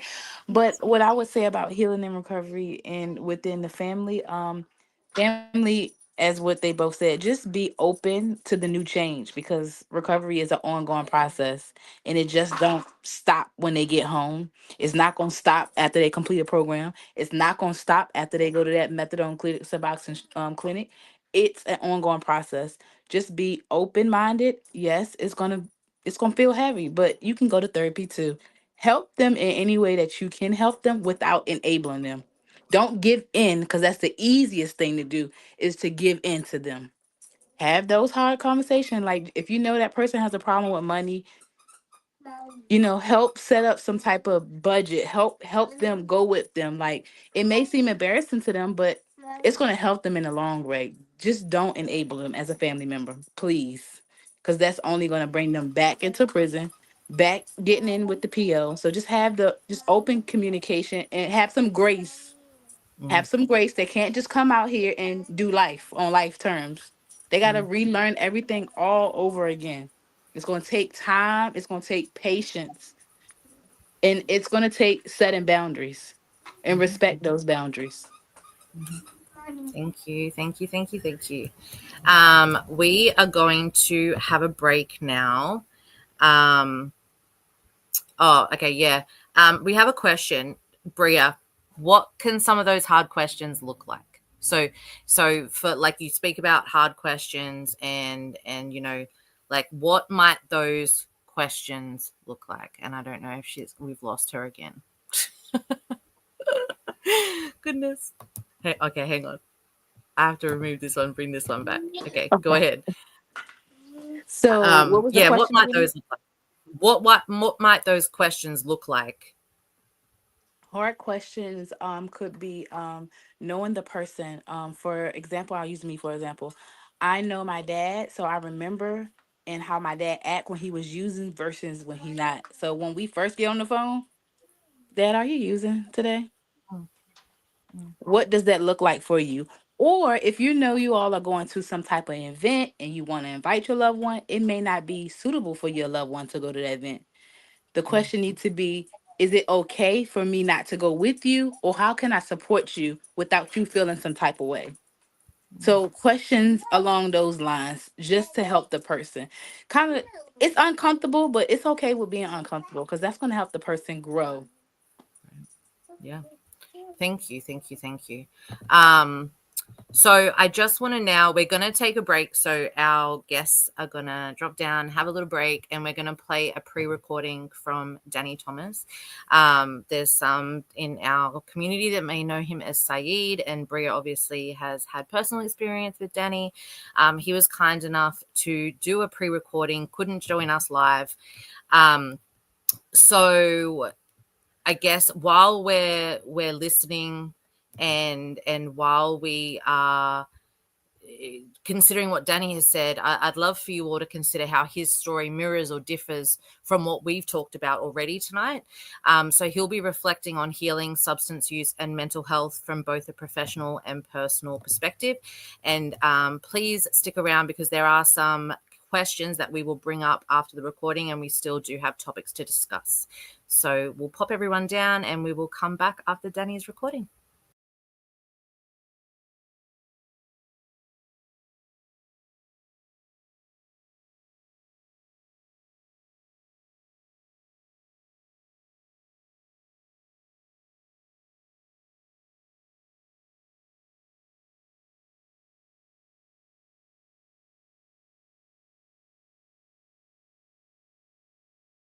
Okay, so tonight for the Bridges Beyond Bars live event from Trigger to Choice, we have a pre-recorded interview with the wonderful Danny Thomas. Thank you for taking the time tonight to join me and tell a little bit of your story, Danny, first off. Absolutely, and thank you for the opportunity. Hello, everyone. My name is Danny Thomas. I am a certified peer recovery specialist at the RIDE-UP program. RIDE-UP stands for Residential Illicit Drug Use Program, located at Greensville Correctional Center. I've been incarcerated for almost 24 years. Right now I'm serving a life plus 20-year sentence for first-degree murder and grand larceny. The crime, unfortunately, evolved out of my substance use. When I was a juvenile, I grew up in a great environment. I didn't have any difficulties in home, no traumatic experiences, anything like that. My substance use started with simply experimentation. Actually, I didn't even use marijuana until the day I graduated high school. But I guess part of it is cultural. The idea of establishing our manhood when we're young men like that, being delinquent is a part of it. And part of being delinquent and rebellious is utilizing substances to a degree. We start out with cigarettes. We start out with sneaking around drinking beer or wine or whatever, liquor. And then we move on into substances. When I moved into marijuana and everything, it seemed like it was okay in the beginning. I went off to the United States Army, came back, started working, had a great job, had a girlfriend at the time that was living with me, had created some bills for myself. Bought a couple of vehicles. Everything was going well. I think I wasn't mature enough to handle the stress of living the adult life in hindsight, looking back on it. And I was trying to find ways to cope, and I wasn't coping the right way.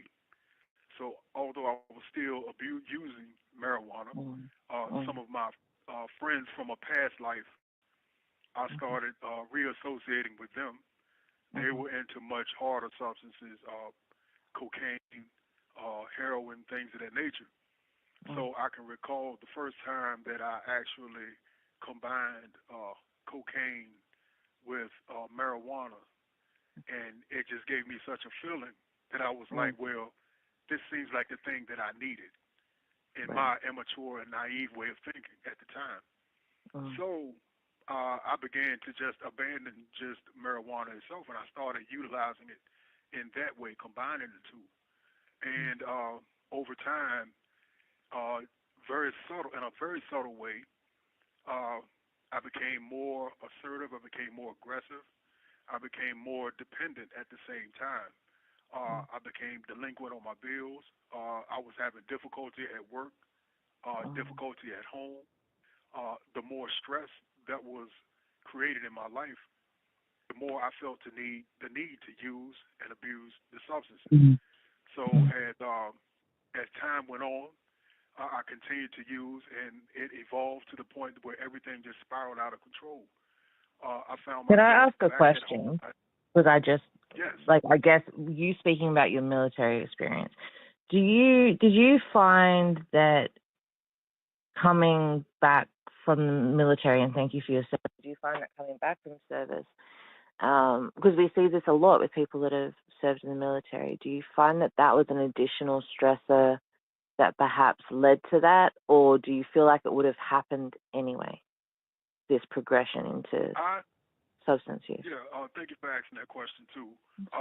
In a sense, it was relative to it, but I think the way it was relative is different. When I was deciding whether or not to re-enlist, I can recall my captain at the time, Captain Kutana. I was sitting in the watch office talking to him, and he was encouraging me to re-enlist. Me at the time, I wanted to just come home. So he tried to encourage me, and he told me that coming home would probably be the worst mistake that I ever made. I've never forgotten that. And when I came home, although I ended up with finding a good job and living a fairly productive life, I was still empty. I felt like I had abandoned something that really meant something to me. And I don't think I was ever able to get that back. I Right. really do think now that that's kind of where I started looking for coping mechanisms to fill a particular void. And I think that's where that void came from. One issue I've forgotten to mention, where I'd actually gotten myself into a legal situation, Okay. albeit small, but when I decided I wanted to try to re-enlist, that was the thing that blocked me.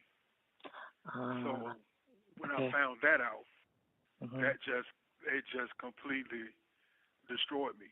So it's a trigger, right? Like it's like an emotional stressor. It's a like it's almost like if you were already on the cliff looking over the edge.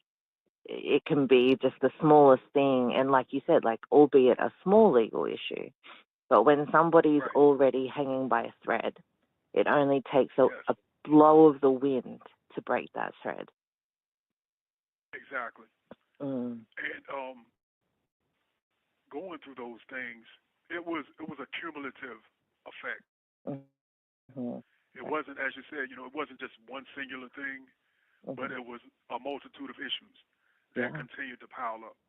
And I like to tell people, I said, even though I owned vehicles and things of that nature, I didn't actually own those things. I felt like those things owned me. I hadn't figured out who I was as a person yet. So I was still struggling, trying to say, well, okay, if I own this car, then it kind of defines me. If I live here, this is what defines me. If I dress this way, this is what defines me. If I associate with these particular people, this is what defines me. And I just found myself always in this like everlasting chase to like define myself and figure out who I am. Who am I? Unfortunately, I've figured out who I am since I've been incarcerated. But that really helped me understand the trauma that comes along with substance use and how people find different ways of coping and the different mechanisms that we utilize to try to discover ourselves and figure out who we are. Do you feel like, and I'm sorry if we're going to jump a bit over, but because I have questions that are popping up when you say this, like obviously because, and you mentioned that you do the peer recovery position, and we've had a lot of people on that are in those roles, and I think they're one of the most valuable roles within the DOC, and I love what they're doing with them. Do you find that a lot of, when you talk to people that you're serving and you're helping through their recovery, that a lot of their stories, albeit they may not have went to the military, but the original motivators are the same? Like obviously then addiction kicks in, and obviously that's a different sort of, there's brain parts that are coming in at that point, and it becomes less about choice and more about, that internal need and overriding everything else. But when we talk about that initial choice to pick up a substance or explore with a substance, do you find that the story sort of, like you see yourself going, man, that like you sound just like me? Absolutely. I think that in most cases, I find certain trends that were the same as mine. I find patterns or cycles of events that were the same. In some cases, the disruptions are the same, where our lives were going in one way, and then there was this one singular thing that just turned us in a different direction. And that's where I try to find the commonality with either the cycle, the trend, or the disruption, and try to build off of that. Everyone's story is obviously different. Everyone's journey is different, but there are fundamentals to everyone's story. Say, for instance, like the working definition of recovery that we utilize says that recovery is a process of change through which an individual improves their health and wellness, lives a self-directed life, and strives to reach their full potential. So when we talk about improving health and wellness, we're talking about just the mental state, how self-determined is a person, how courageous is a person willing to be, how often are they willing to challenge themselves, how resilient they have been or are willing to be, living a self-directed life. That goes to really finding out who you are and having the integrity and the character to stand on who you are once you learn what type of person you are, and striving to reach your full potential, which that goes without saying. Yeah, absolutely. I think it almost becomes an identity thing. I mean, I've never struggled with substance use, God willing, but like it's something, and I've had lots of conversations, and I think this is why I was so passionate about getting some people that have had both lived experience and professional experience, because people need to understand, right? Like whether we've got a coworker or someone in the community or a loved one that has or did struggle, it is something that I think we all benefit from understanding, and that self-determination piece, and almost taking back control of your life and your choices, and understanding that you are strong enough to make the choices, that addiction part isn't just, it hasn't just taken the steering wheel and is just guiding you through life and you're just along for the ride. Like you can kind of get back into the driver's seat and start to, but it's going to be hard, like you're saying. You talk about resilience and you talk about your strengths and realizing that, but also then putting the onus back on the person to go, okay, we know you're resilient, but you need to pull on that in those moments of weakness. So I guess for me, like, how do you, and I'm sure like you haven't always been at this point, right? So like when you entered the system, were you still using? Like, what does your recovery journey look like for you? I was fortunate in a lot of ways. Definitely having my family on the top. That was a very great. That was the X factor, I would like to say. Secondly, my upbringing. There's a spiritual component to all of our lives, I like to say. That spiritual component was ever present in my early years. I was trying to figure out who I was and where I was going to go with my life.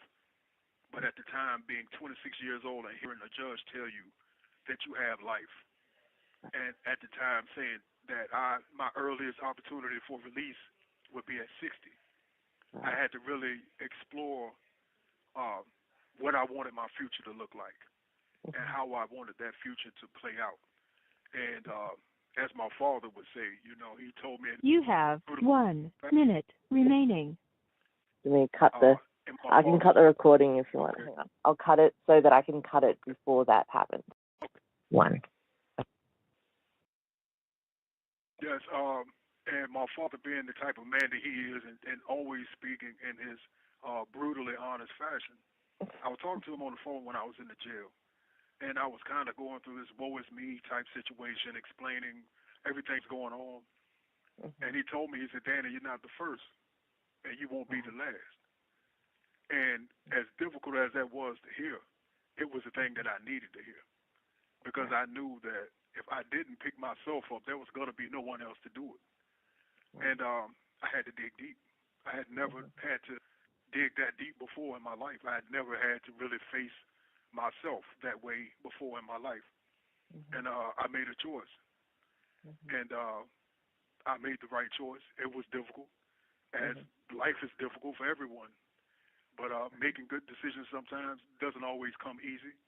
Sometimes they come with a price. They come with sacrifices. They come with struggle.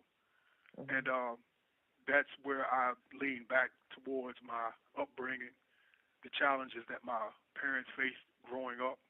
My father grew up in a difficult situation and made his way out of it and became a successful person.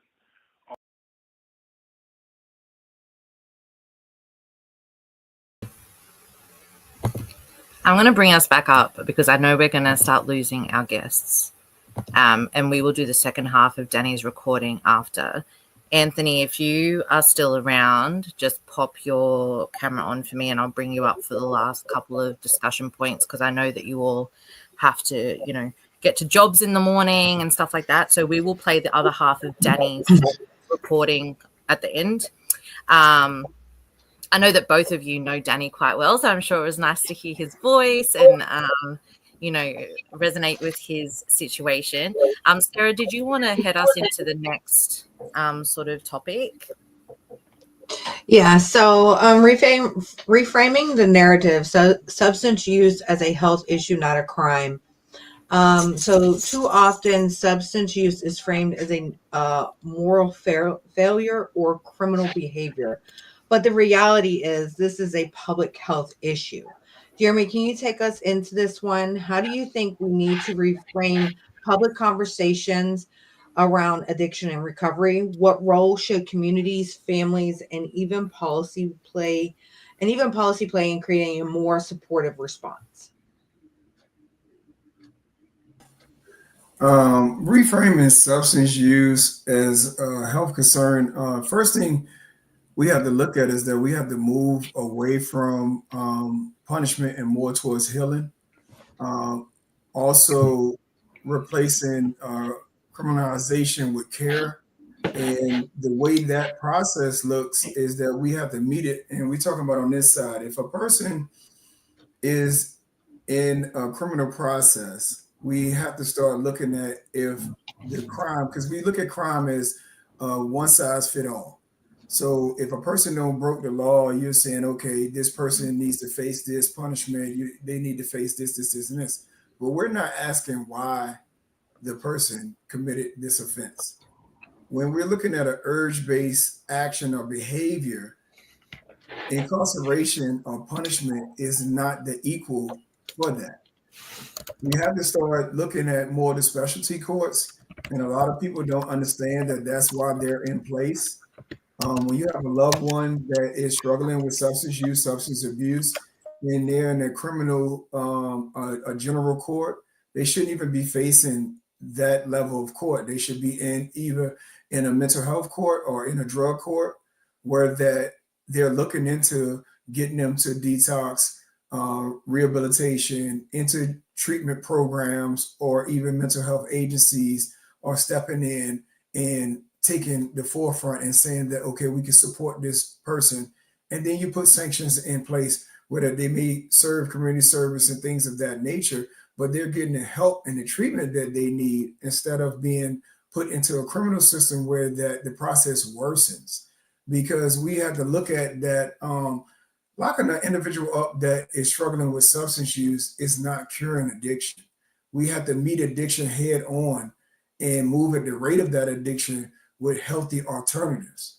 So sitting here wasting all this money on prosecutors, on trials and things of that nature, instead of first taking a person through a chain link of, okay, let's do this process first. Let's have them go to detox. Let's have them go to rehabilitation, because most people that are in addiction don't want to do these things.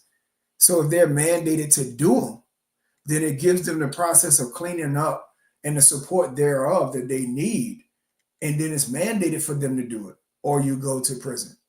I remember when I was young, if you committed a crime and you was a juvenile, they gave you an alternative to going to boot camp versus going to prison. We need to start bringing these remedies back up and these alternatives when we're facing substance use, substance abuse, whether there's an alternative for a person with their first chance or their first offense, or even maybe a second if you have a chronic individual that has chronic addiction or chronic tendencies or behaviors, to be mandated to get the help that they need before we throw them away into prison and say, okay, you broke the same crime as this person that is a lifetime criminal, versus you. Perfect example. If you have a mother that's leaving her child at home in addiction and the urge is before her children, then she has a problem. She's not looking at having a life of crime. She's looking at a fix or to fill a void thereof. And she cannot help herself because it's a disease. It's not a choice. So the disease is talking to her and directing her more than her morals or more than the mother. You have to look at the woman instead of the position of the mother. So we look at the person and see what's driving them to commit this crime or to do these things. And then we address the underlying issues. So the care should come before the criminalization. The healing should come before the punishment in these circumstances. But we have got to a point where that we are saying, okay, is just one level when we're looking at a crime being committed. It's just one level when we're facing a situation. We're not asking the why. Why did this person, or how did this person end up in this situation? And then the specialty courts have to be held accountable because they're put into place for these circumstances. So you have mental health agencies and other facilities that are aiding these courts, these specialty courts. You even have courts for veterans and things of that when you're dealing with PTSD. They're in place for these circumstances. Use them and make sure that the prosecutors and the defense attorneys is putting your loved ones in these circumstances. Okay, well, he's diagnosed with this, or he's been struggling with this addiction for 5 to 10 years. He needs help. So you make sure they put them in a drug court or in a mental health court where the professionals can be in place, the remedies can be in place. And then as taxpayers, we need to understand how much more money goes into a criminal trial versus somebody being put into a specialty court. So we still have the power to say, okay, this population needs to be in this lane, and the care is there. In this lane, and the healing process is there. Versus you putting my loved one in circumstances where they're going to worsen, and then they come out of prison worse. So we have to look at these circumstances and ask the question, okay, why is the person committing a crime, or why is the person in this situation, or what created this situation?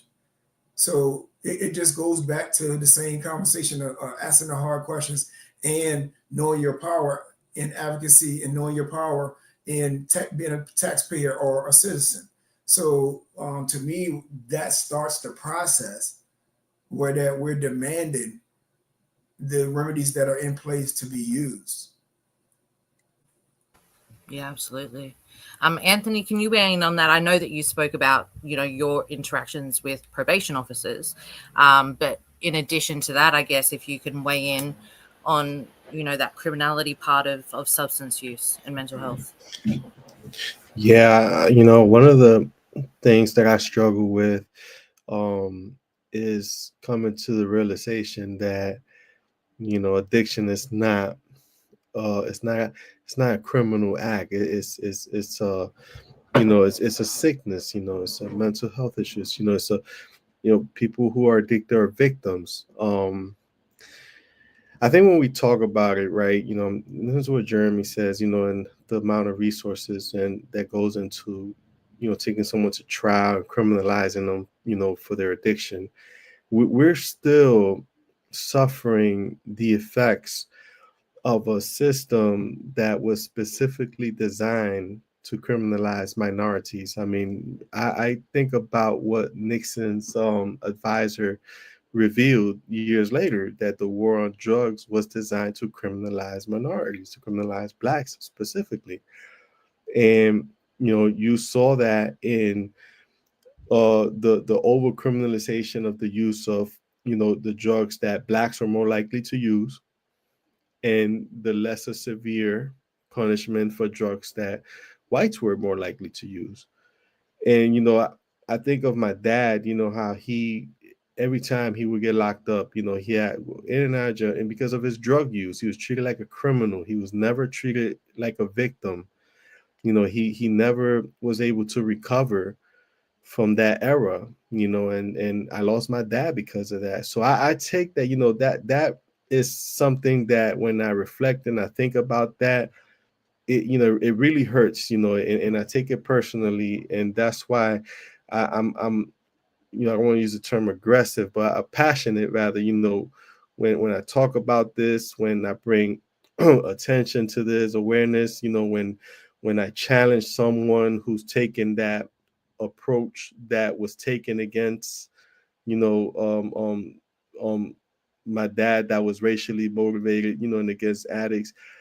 Um, Not to mention the monetary aspect of it, because one of the reasons why there's a lot of money right now for peer recovery specialists and in this field is because the government sued Big Pharma.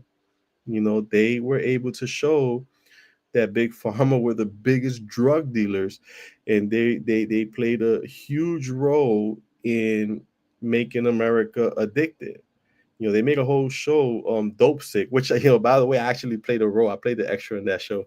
I thought I was playing the extra in The Walking Dead. I saw an ad I signed up for, and it was for Dope Sick.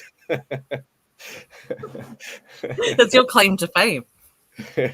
I was one of the cameramen when they were in the scene where they were handing out the $1 million check to the other privileged kids, in the communities, that was impacted by drugs. That, watching that series, and just seeing that, when I see people that's addictive, and I see the same thing happening now, even with Suboxone, a lot of the drugs that is being put out as this is what's going to help you is also the very things that's causing people to be addicted. I had a surgery when I came home, after I had the surgery, I walk out the hospital and they was like, oh, wait a minute here, take this, I get this little container with oxycodone. And I'm like, what? Like, for what? And so, and I've seen individuals who they complain about being in pain. I'm in pain. And it's actually they're suffering withdrawals from the drugs that they desperately claiming they're in pain. They need the drugs so they can get, the pain. And people don't even understand that out here. So there's a lot of miseducation, misunderstanding as to the cause of drug addiction, the one who suffer is the addict. He's the one that gets criminalized. They're the ones that get criminalized. Their children, their families are the ones that get broken. They're the ones, the lives that get destroyed. And everyone looks at them and they judge them. They call them criminals. They treat them as criminals. They treat them as people who, I always say, that very first choice that you make is your choice. That's the choice you get. That's your shot. Once you make the choice, and that choice can be made under so many different circumstances. It can be because you were the group of individuals who like, yo, let's try this. It can be because a doctor gives it to you because it's a prescription for a surgery you had that you don't even need a drug. Whatever the reason, once you take that substance into your body feels a certain way.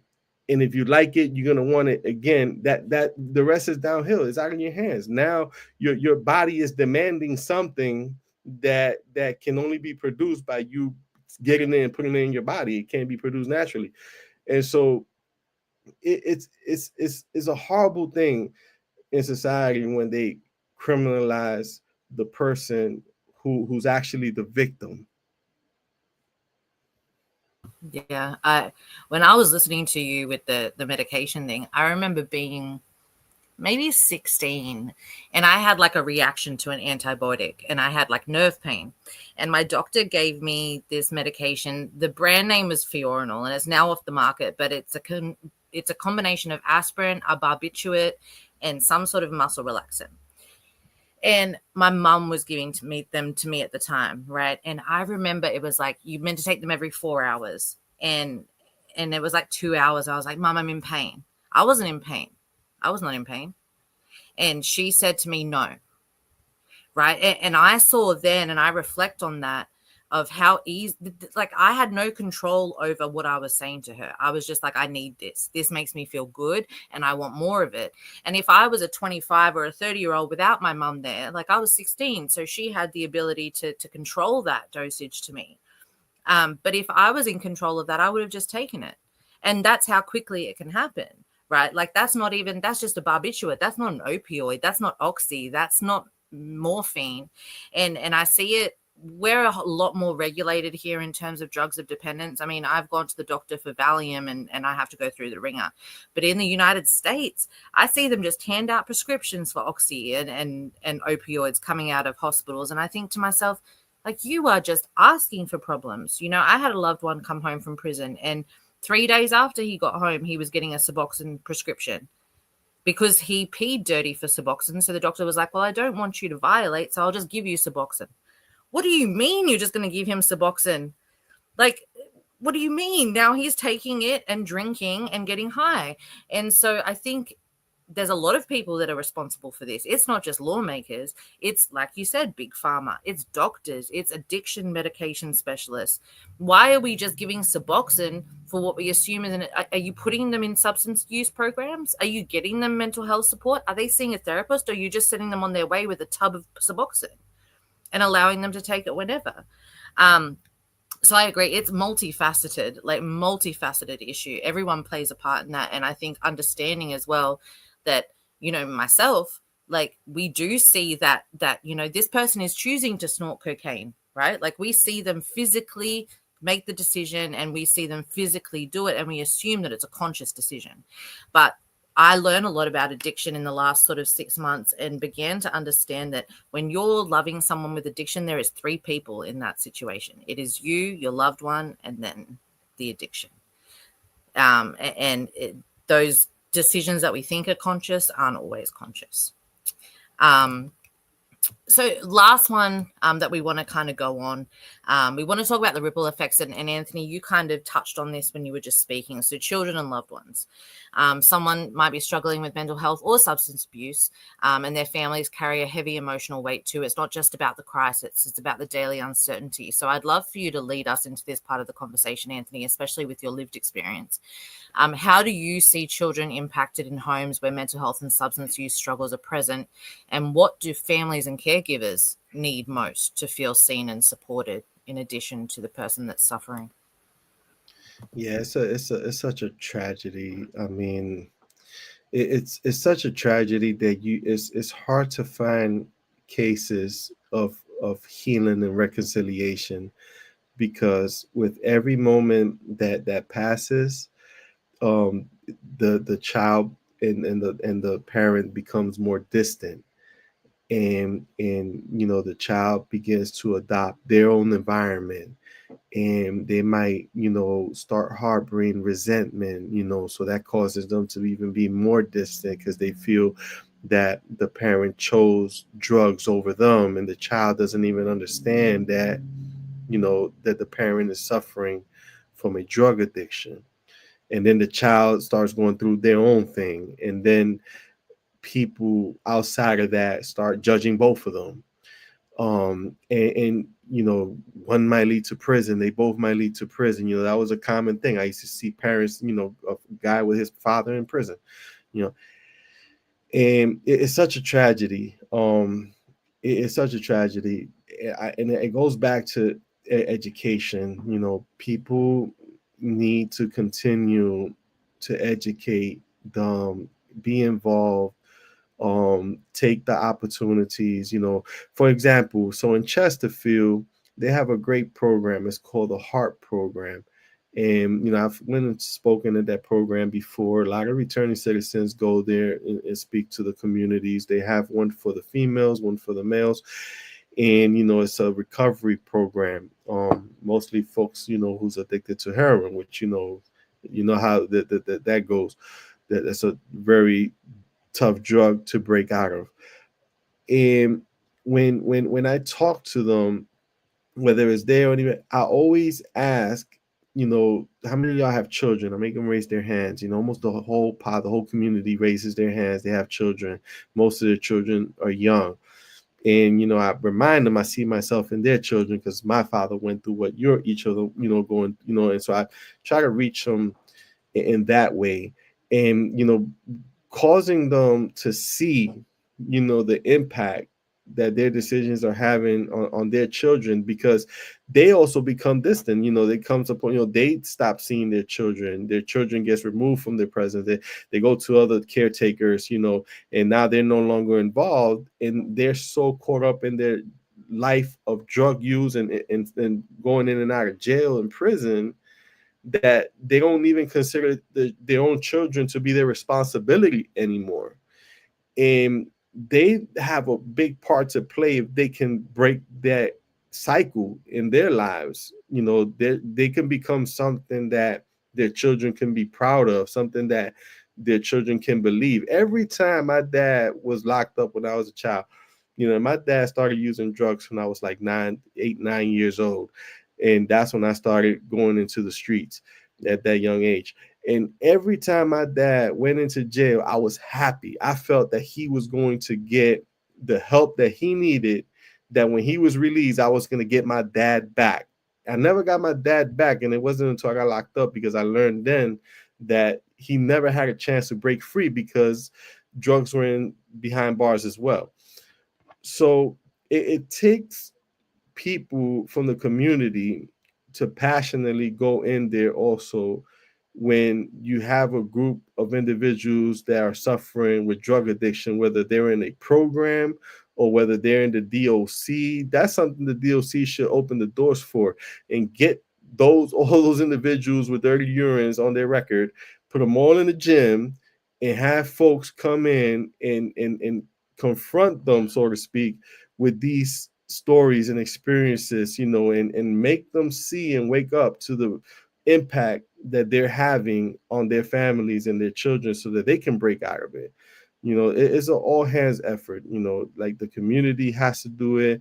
We, of course, we've been doing it from behind bars. One of the questions, I want to address it because they asked it. They just said that they're assuming that Geremy and I were not in the mindset of helping others when we were first incarcerated. What and when was the turning point? For me, it was when I realized that my bad choices led to a future in a lifetime of incarceration. And I started seeing and living, I started seeing other individuals that had second chances, the chance that I didn't have. And I wanted to vicariously live through them. And I had a lot of regret. And, so I was able to see things more objectively and clearly when they were making decisions and making excuses the same way I was. And I always say if I had a second chance, I wouldn't do those things like that.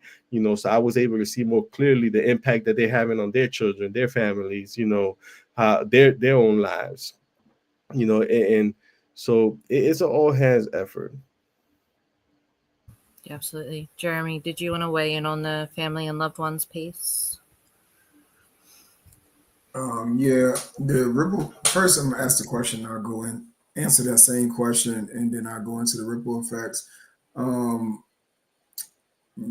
Yeah, my mindset, like Gomez just said, once I seen that I was at that point where that my actions and my behaviors and my addiction had me, I was sentenced to 61 years, 85% is 51. 61 is 51 years. So I looked at, I wouldn't be able to even return until I was like 76, 77 years old. At that point, I told my loved ones, I'm not doing this time. And what I meant by that was I was going to change the person that I was. I was going to change everything that led me up to that. I didn't want to do any more drugs. I didn't want to drink anymore. I didn't want any of that person. So at that was the turning point for me. This goes into the ripple effect that, I come from generational drinkers. And I couldn't see that and I didn't understand what that was and what it looks like. But I remember the first time, at a young age when I took a drink and I felt so alive.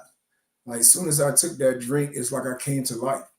And from that point on, I felt that I was an expert at drinking because of what I had seen and was emulating in people in my family. I say I knew how to do this and I could do this well. Going into prison, it opened my eyes, and at my turning point, I can look back and say, okay, this was the ripple effect and this is what it brought forth, because not just me, I started losing loved ones from alcoholism. They started getting cancer, dying, different things was happening where that I had to face the disease head on. Even when I had made my change, it still was taken from me. So the ripple effects of it were that even though I cleaned myself up, people in my family was continuing to drink and do these things, and they have been doing them for decades, and it took them away from me. So I looked at the disease still affected me to that point. And we have to look at the ripple effects in that sense too, where that it's not just us, but the extended self, the family members, their children, the people that love us, they are going through the addiction with us and they are facing the disease with us. And that is the actual ripple effect that we are talking about when we're talking about addiction in itself and the disease taking control and making decisions for the individual. Well, the caretakers and the people that love that individual are going through that roller coaster with them. So we had to look at that and say, okay, let's change the narrative. Even though my family members, the same ones that was drinking, was telling me my whole life, we don't want this for you. You don't need to drink. I still emulated that because I felt that was of me. I still made the choice to take the drinks and follow suit because I was witnessing it in people that I love. So we had to change the narrative in that sense too, as far as becoming a living example. You know, in one generation, in one time, you know, it was taboo for adults to show or reveal their hands to people around them. Your neighbor didn't know what you did behind closed doors. And in today's time, everything is put on a social platform and it's put out there where that we're looking at, okay, people are popping pills. I mean, at a rate where that I just put an upload, and it was one of the uploads that people liked the most, where that people are saying that they're spending $800 and $700 a day on pills. And then the truth of it is that you're not above or under somebody that's chasing crack or that is addicted to heroin or that was given opioids when they got a tooth pulled and now they're chasing pain medicines or over-the-counter substances. We have to change that narrative because we're giving live examples of it's okay or it's tolerated or it's just good to witness this behavior. I don't agree with that, but that goes into the ripple effects. Where when I look back in a conscious mind, I could see it. But when I was involved in it, I couldn't even feel the ripple effects because I was adding to it. So, you know, we really do have to look at it in that sense where that even a person that's clean, the disease is still taken from them and we're still adjusting. That's what defines recovery as a lifelong process, because you may be substance free, but what about your emotional disposition? What about, you know, the way you're thinking or the trauma that you haven't addressed?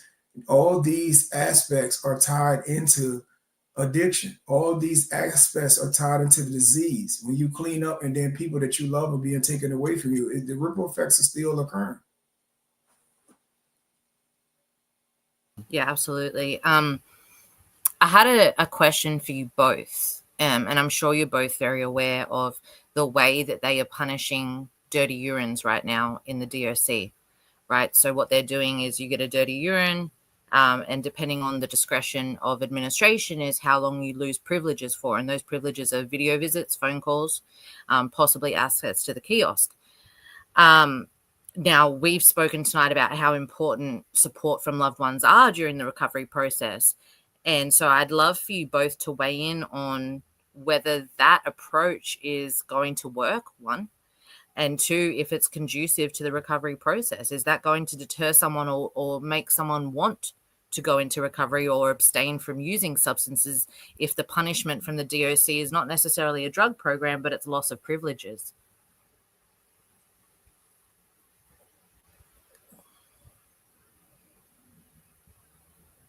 Does anyone want to weigh in on that first? I'll go first. Sure. It really goes back, even when I was listening to Gomez and he was saying that the individual had got violated for coming out of prison with a Suboxone habit and produce a dirty urine upon coming out, and then they're violating this individual for that. We can look at the punishment, but what is the equal to that? Okay, you're taking away privileges, but what are you implementing on the treatment side? How is this person help with the addiction? Okay, you take phone privileges, and we witnessed this. We was in there when they started this, and we seen people where that you have an individual that cannot control these urges. Of course, they want to see their loved ones, but they're still using because they can't control the diseases answering for them and directing them. So then they lose. I mean, it went to a point where you have individuals that will lose privileges for a year, visitation for a year, because they don't got so many dirty urines back to back. But on the other hand, you're not implementing any treatment or any assistance for this individual. You're just taking away. So you're adding to the process of addiction. You're adding to the process of a person saying, okay, then this is just what I'm going to do because I don't have visits for a year. So you think I'm not going to use for this year? No, I'm going to go ahead and use because I can't talk to my loved ones. I can't see them. I can't get any relief on that side. All I'm getting is punishment and punitive reactions. So we have to look at what works and what doesn't. And that's what I began with when we was discussing the narrative of reframing substance use. Prison is not structured to address mental health or substance use. Prison is structured as a punishment and a reward, but we never look at the corrections aspect of the Department of Corrections. So we have to look at, okay, how is the rehabilitation methods and measures put in place, and what are put in place to start that narrative? Because you have the word corrections in there. You're using the terms of rehabilitation and safety, but yet you're telling me, oh yeah, we're allowing the drugs to come in here, but when they use them, we're going to punish them.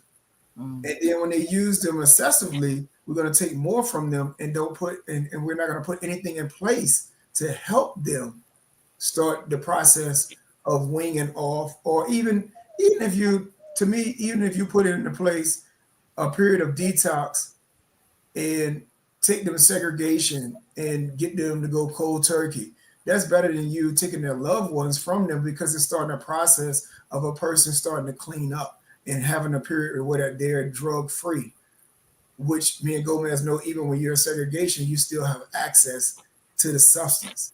So then we had to look at the demand. You have to address the demand and the supply of the demand. Because if a person is incarcerated, it's not like they're in society and they can go to the corner or go to where they know it's at. It's being brought in there to them, and it's being they're subject to it being brought in. So they're still victimized as they're being criminalized. So we have to look at that process in itself. Yeah, I agree. Anthony, I would love for you to weigh in this too. Like for me, it's like you take away everything that person has to be better for through what are they trying to achieve by punishing drug use? Are you trying to achieve them stopping drug use? Because I don't think that's the way to go. What are your thoughts? Yeah, it goes back to two things I was saying earlier, right? That, one, you don't have everyone in the DOC on board with individuals' rehabilitation, right? And some of these individuals, they start as floor level staff and end up as wardens and administrative officials and so forth, and they make decisions, they have a word, and how policy is shaped in there. They also have a lot of influence, so I remember one time I used to always tell the major, like, man, be careful what you say, man, because you say something a certain way, your COs hear it and they run with it and it becomes policy. And I know we was having a conversation and that's not even how you meant it. And that's how quick something can be implemented in there, by a sergeant, a lieutenant, a captain, anybody, to make it penal, right? So you don't always have the best people, in there. And then, also the other thing too is that it goes to, it's not just in there, it goes into out here too, right? Talking about the POs, they're DOC officials as well. And they work very closely with the folks within the prison. And so when someone has a dirty urine, they see it, they see the whole individual's prison record through chorus. And so that can also translate into how they get treated during their transition out here. It's very unfortunate, because it's the reality of it. We're short, we're dealing with a situation where it's hard to get good folks to join that particular workforce, right? I mean, you go into they always talk about how the facilities in the western part of the state are better staffed, they're more structured. That's because there's less jobs. So individuals in those areas, they get those jobs and they become career jobs. And then their family members work there. So now you have 4 individuals with the same last names, and they all got ranked. You come to the flatlands, to the eastern part of the state, there's more opportunities. Folks are less likely to want to work inside these prisons. And when they do work, I remember seeing a report one time where the DOC was spending millions, tens of millions, I think it was hundreds of millions, to train officers but they had the highest turnover rate because once individuals go through the security training, they take it and they work somewhere else. They have credentials, then they can go work, for a police department, the FBI, the feds, wherever. They got the training by the DOC for free. It's the same training that they get. So they have a really they have a serious issue with retaining staff, individuals who can stay in the DOC, can are rehabilitative minded. So it's something, it's a lot, it's multifaceted, it's a lot of issues, that it's a lot of reasons that go into why prisoners are treated the way that they are treated, you know, and this is one of the reasons why I'm always advocating for second chances. I'm always advocating for highlighting the ones who deserve those second chances. Like, don't let them get lost in all this mess that's happening because you don't have enough staff. These guys are doing great work. These guys have been resilient for years. These are the individuals that you have to give more opportunities to while they're incarcerated. Let them come out here and continue to do the work, because the DOC is not perfect. It's not even just the Virginia Department of Corrections. This is, the Federal Bureau of Prisons. This is every state. I've seen reports where, there are states that they're so short. It's just the dynamics of it, right? They built prisons in remote parts of the states, and it draws a certain population to work them. Prisons in a different part of the state, it's just a lot of dynamics that go into these prison systems, but I like one thing that this one individual said, I'll give him props, Ascari, he always said this, people always talk about it's understaffed. And he said the prisons is not understaffed. He said the prison's overpopulated. Like, you just have people that's just incarcerated, and it makes it impossible when you have so many people incarcerated to give treatment to the people that need treatment. And treat them right. And I think there was something, Bria said something earlier too about treating people like human beings. Big proponent of that. Like, people are human beings. I remember when they changed the reference term to offender. And I was offended by that, because I was like, I offended, an offender implies that, I'm stuck in that continuous state. Like, I'm not an offender. I offended, I'm not defined by that, my crime. I'm not the worst thing I've ever done, and those things should be changed. People didn't like inmate because it implied someone, who is institutionalized. Convict, was a little bit too rough, because people like, I'm a convict, it defines someone who is against the system, and what about your name? Like, we know you're incarcerated. They know people are incarcerated. They do not need to identify someone as inmate to keep an eye on them. I agree. I'm all about person-centered language. It's that labeling theory, right? It's that, they're very aware that they are in prison for a reason. There's no reason to call them by a number. There's no reason to call them inmate. And I hear it on the phone, like they'll be like, inmate da-da-da. I'm like, really? And I hear how loud they yell it, right? Like, they yell it from the tops of the pod, and they're just like, inmate da da da, and it's like, really, man, really? That's the remnants. That's the remnants. This is the continual effects of a system that was created to punish people, and it's hard to change people's mind, and then politics plays a big part, right? Because you kind of see similar aspects of it, with the immigration policy of this country, where so you got folks talking about, if you're here, you should get them all out, and they're making an issue really where it's not necessarily an issue. And so once people are convinced of a certain, they have a perception of a particular demographic, it's hard to get them to change it. And so now, you have people competing for those votes. And so they're going to enforce, say things and inflame their passions. And so now, the Democrats become weak on crime because they're letting people like me out. Like, really? Like, you wouldn't even have path reentry if I wasn't out here. You wouldn't even have the RVA League for Safer Streets if I wasn't out here. You wouldn't have the work that we all doing, if we weren't given these second chances. But for the sake of getting votes, we get criminalized.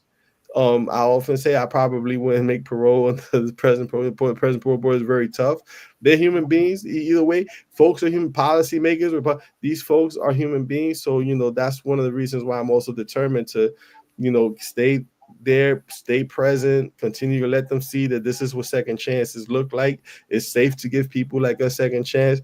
This system does need a restructuring because this system is still operating under a design that wasn't meant to rehabilitate. It was meant to target the demographic and to keep them not to punish them, to criminalize them, so that people can have a certain stigma every time they see one of us.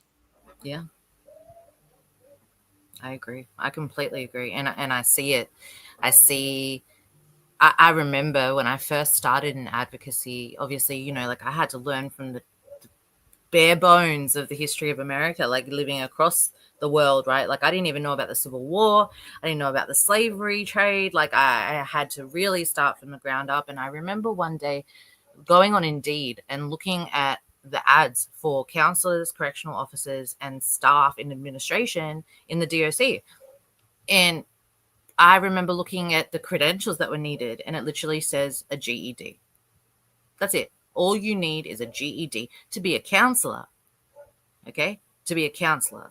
So this person that's wearing the title of counselor has a GED, right? So someone comes to them and is like, I'm struggling with mental health. What is that person going to say? You've got people that have no formal training in positions where you've got, we know that 78% of people that are incarcerated have mental health issues. We know that close to that are struggling with substance use issues, but the people that you've got essentially in charge of their corrections and their rehabilitation journey, no experience in those areas. No, I So what agree are you with you on doing? that. I don't mean to interject, but I agree with you. But I also think that, one of the biggest issues with that is that they don't get paid enough. Like if they get paid enough, then they'll have, better competition for those positions, and people will quickly be like, I'm keeping this job. I'm determined to make a difference. Let's go. Yeah. We've had heaps of staff, come forward and speak on the conditions and pay and hours and support as well. And you're right, it's not just the people that are incarcerated that are suffering, it's staff too. And like you said, like it's out in the middle of nowhere. So really you're restricting that employability pool to very, very small amounts, because who's going to travel all the way up to Big Stone Gap every day? Who's going to travel up there? Like I'm not going to go 4 hours up the mountain. I'm sorry, in winter, in my little sedan, right? In my little Toyota or whatever it might be. Like, so really you are restricting yourself to a population, and then you're offering next to nothing, and you're offering 16-hour shifts, double shifts with no breaks in environments where people are struggling with mental health and substance use. Everyone is suffering. Everyone is in crisis in this situation. From the staff, the people that are there, the people that are volunteering, wardens, assistant wardens, everybody. It is not just this population that we're talking to right now.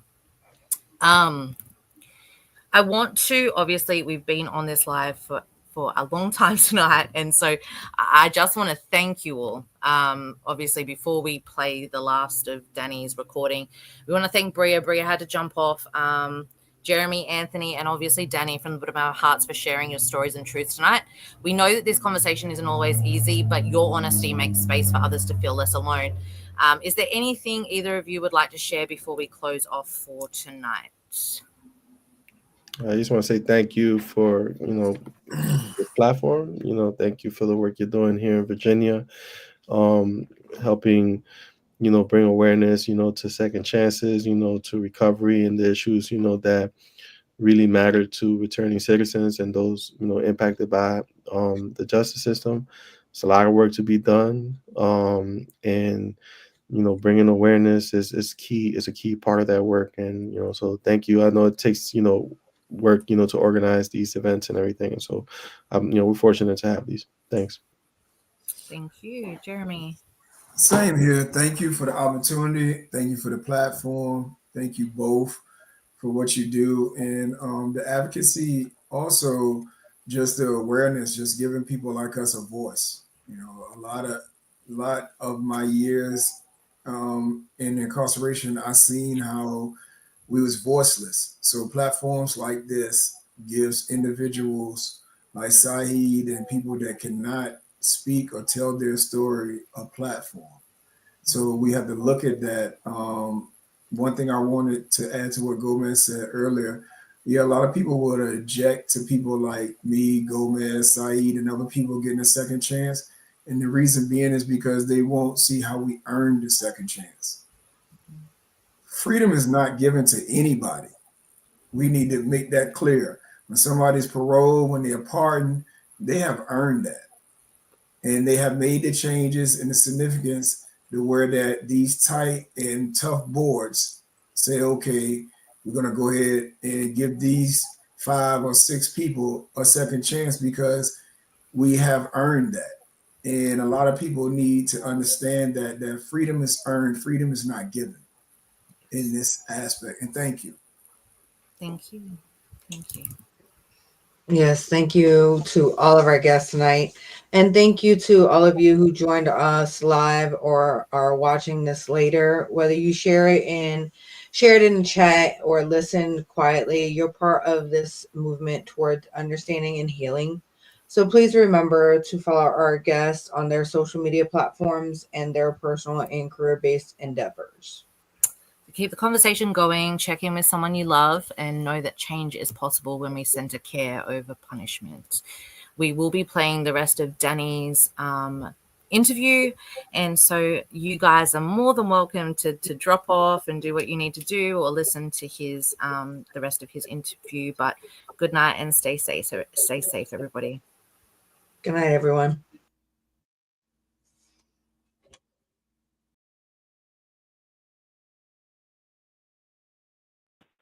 Similar situation. Upbringing was much better, but she had my brother when she was my older brother when she was 16 years old. Wow. She still managed to graduate high school, go on to make a successful career for herself. So I drew from their experiences, and I said if they were able to do it and they were able to raise my brothers and sisters and I, and keep our family intact all these years, then there's something I have in me that is worth fighting for. There's something in me that I know I have that makes me capable of succeeding in this environment. So I just started challenging myself. The first thing I did is went back to my education. That was first. And I attended Ashworth College, and I pursued a degree, associate's degree in criminal justice. I started that in my first year of incarceration. I kind of jumped straight in head first. I ended up getting a job in the law library because of my dedication to trying to fight and pursue my own freedom. So I had mentors around me who helped me learn the law, who helped me with my education. I read everything that I could read, and that set the foundation for me. So it kind of goes back to that definition, that working definition of recovery, of improving my health and wellness, living a self-directed life, and striving to reach my full potential. I just put all of that together before I even knew what the definition was. Right. And I just kept striving, kept challenging myself, and here I am today. And I don't think I would be in this position if I hadn't taken those steps back then. Yeah, for sure. Because it would have been very easy. I mean, I don't know. I know now, obviously, that substances are everywhere in the correction system, and obviously it was probably very similar when you entered the system, but it would have been very easy to continue those choices. Absolutely. And so, it's not like you go to prison and you lose access to them. They're still there. You can still get them. Absolutely. So yeah, and without having, and I'm sure that there wasn't a lot of the additional sort of help that there is now. That's been a movement in process in Virginia in terms of the prison system and drug programs and peer recovery specialists, especially that's very new in the DOC system. So, obviously you did it without a lot of the help that people do have access to now, which is a testament to you. I love that. I thank you. And you're right. Okay. we didn't have those type of conversations back then, you know, or programming. So Yeah. whatever we did back then for ourselves, we had to do it for ourselves. Right. Yeah. There's a massive amount of self-determination and will. How do you then apply that, I guess, in what you do now? So when you interact with people, I guess first off, I want to ask, because I know that obviously the substance use just doesn't go away, right? Like you could be clean or in recovery for 20 years, and I've heard from people that it's still a choice. You still have to choose to make that choice every day. So as a peer recovery specialist, I guess if you can talk me through sort of how you support the people that you come in contact with, but also how you look after yourself during that process, I guess, because I guess a lot of those conversations could be triggers for you, right? Yeah, most definitely.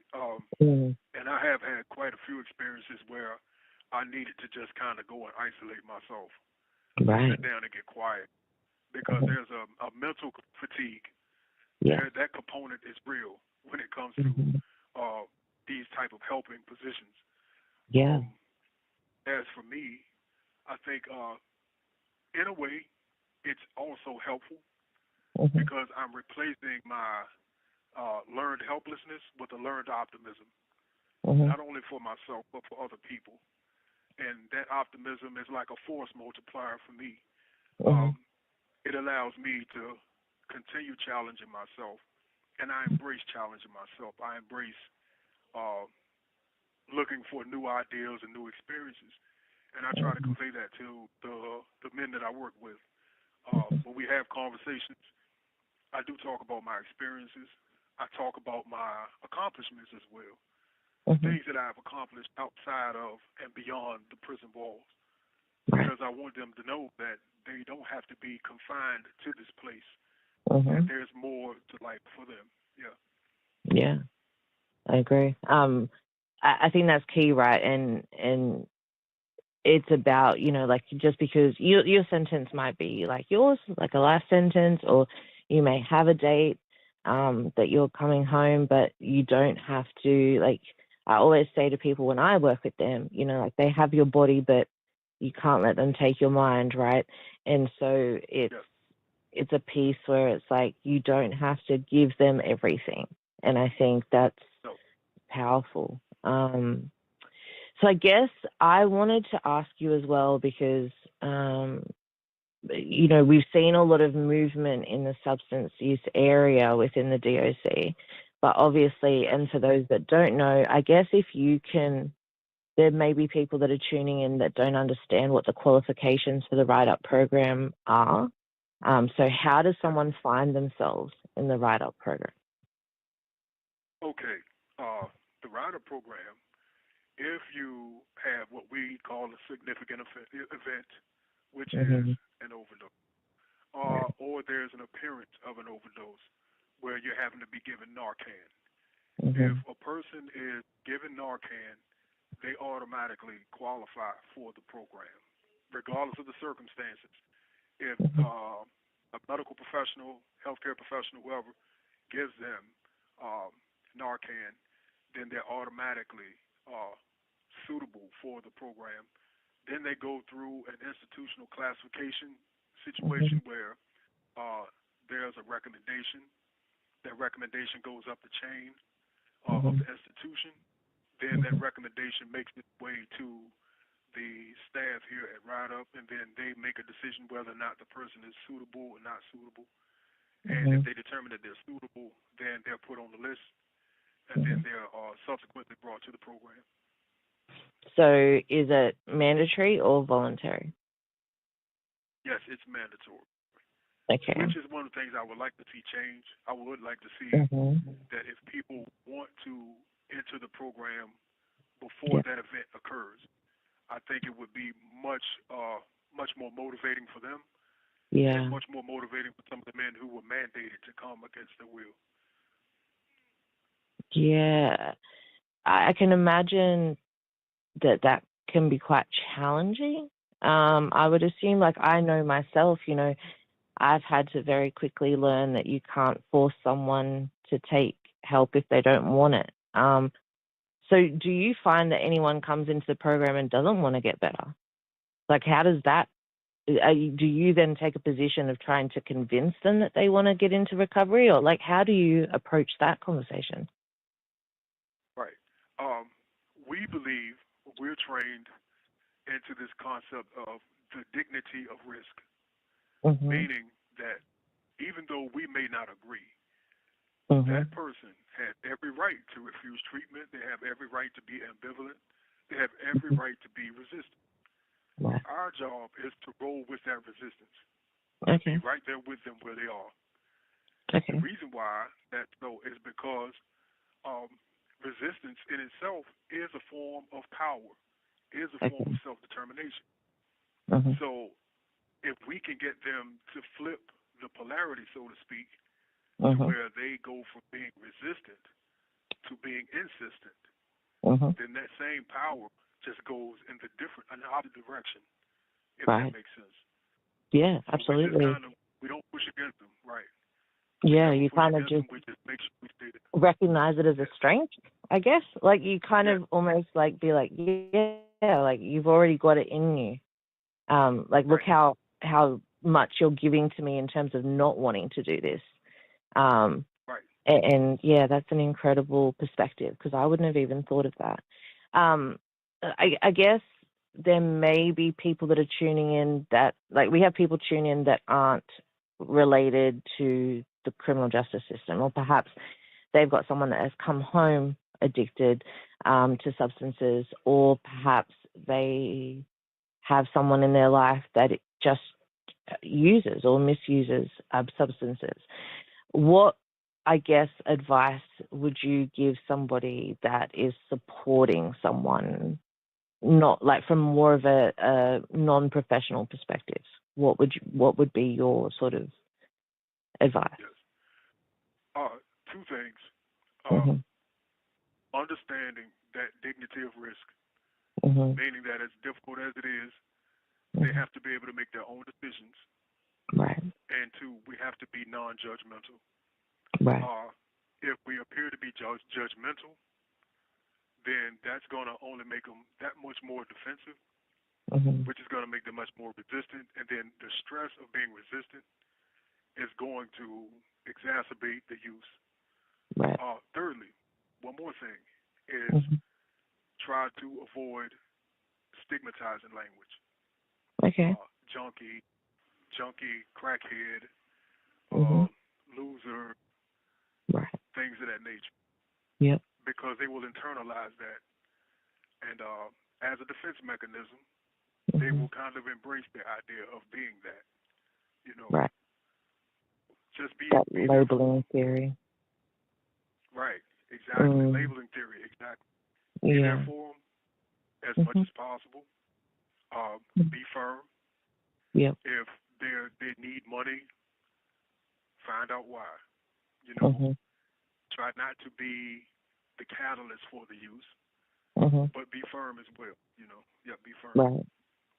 Right. I guess that piece on control, right? And I think, you know, my background being in sort of trauma and mental health and a lot of that, you know, loss of agency and loss of control, I think is really key, is that especially in an environment that is tumultuous, sometimes that choice to pick up a substance may be the only choice that person feels like they have full agency over.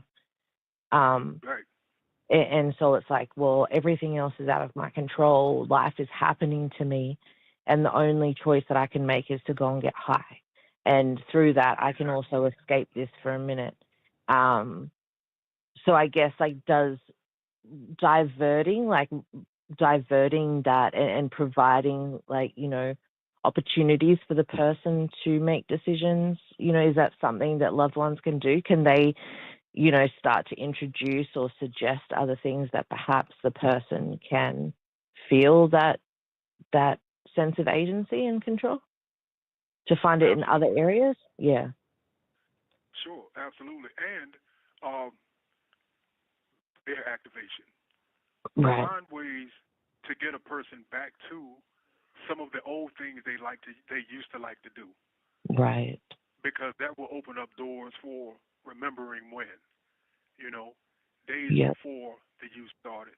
So if they had old habits they like to enjoy, things they like to enjoy, fishing or whatever it Yeah. was, Yeah. if you can kind of reintroduce that to them Yeah. and use that as like a substantial historical base for them Okay. to build from, and Yeah. just continue to build from those places and Mhm. bring old relationships back, healthy relationships, bring those back Mhm. as much as possible.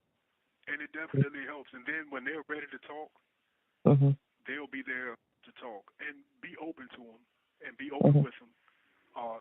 One of the things I've learned is that I don't have a problem telling my story, because I use my story, for lack of a better word, as a superpower for me. Mhm. So I have no problem really going into it as deep as possible, because the more I'm willing to self-disclose and show my vulnerabilities, it makes other people willing to do the same. So Yeah. when you're talking to your loved ones, people are talking to their loved ones, be as vulnerable as possible. Let them know how you actually feel. Let them know that they're hurting because they're struggling. Right. Right. Yeah. Okay. But without being shameful. So there's a fine line, right? So like rather than, yeah, I think that's the key, because I have had experience with a loved one having, using substances, and um, I went through the motions. It was almost like a grief. I was trying to bargain, and then I was threatening, right? Like I went through these, and I look back now, and I wasn't educated. I wasn't. I went and educated myself afterwards. But I think a lot of the methods that I chose that I thought might work because I thought they were able to be reasoned with were probably just adding, right? They're just like adding to that, if you don't stop, I'm going to leave you. Like, how's that going to make someone feel that's already in crisis? I'm going to leave you because of something that you might not have control over right now. Right. If you don't stop, what about your kids? Da, da, da. And it's like, the assumption that they don't think about those things is almost offensive. Like they're aware that they have children, they're aware that they have family, like there's other things going on. And so I think that's really key. Like you said, expressing your feelings, but in a way that's not going to exacerbate the problem. Exactly.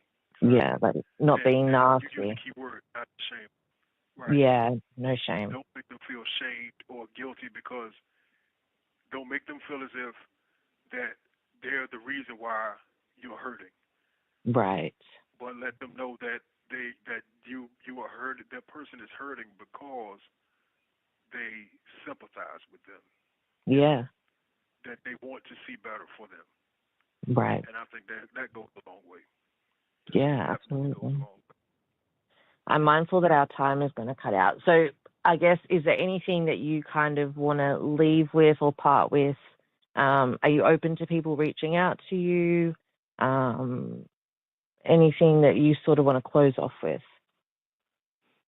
Absolutely. I am definitely open to anyone reaching out to me if they have questions or they just want to connect. You have 1 minute remaining.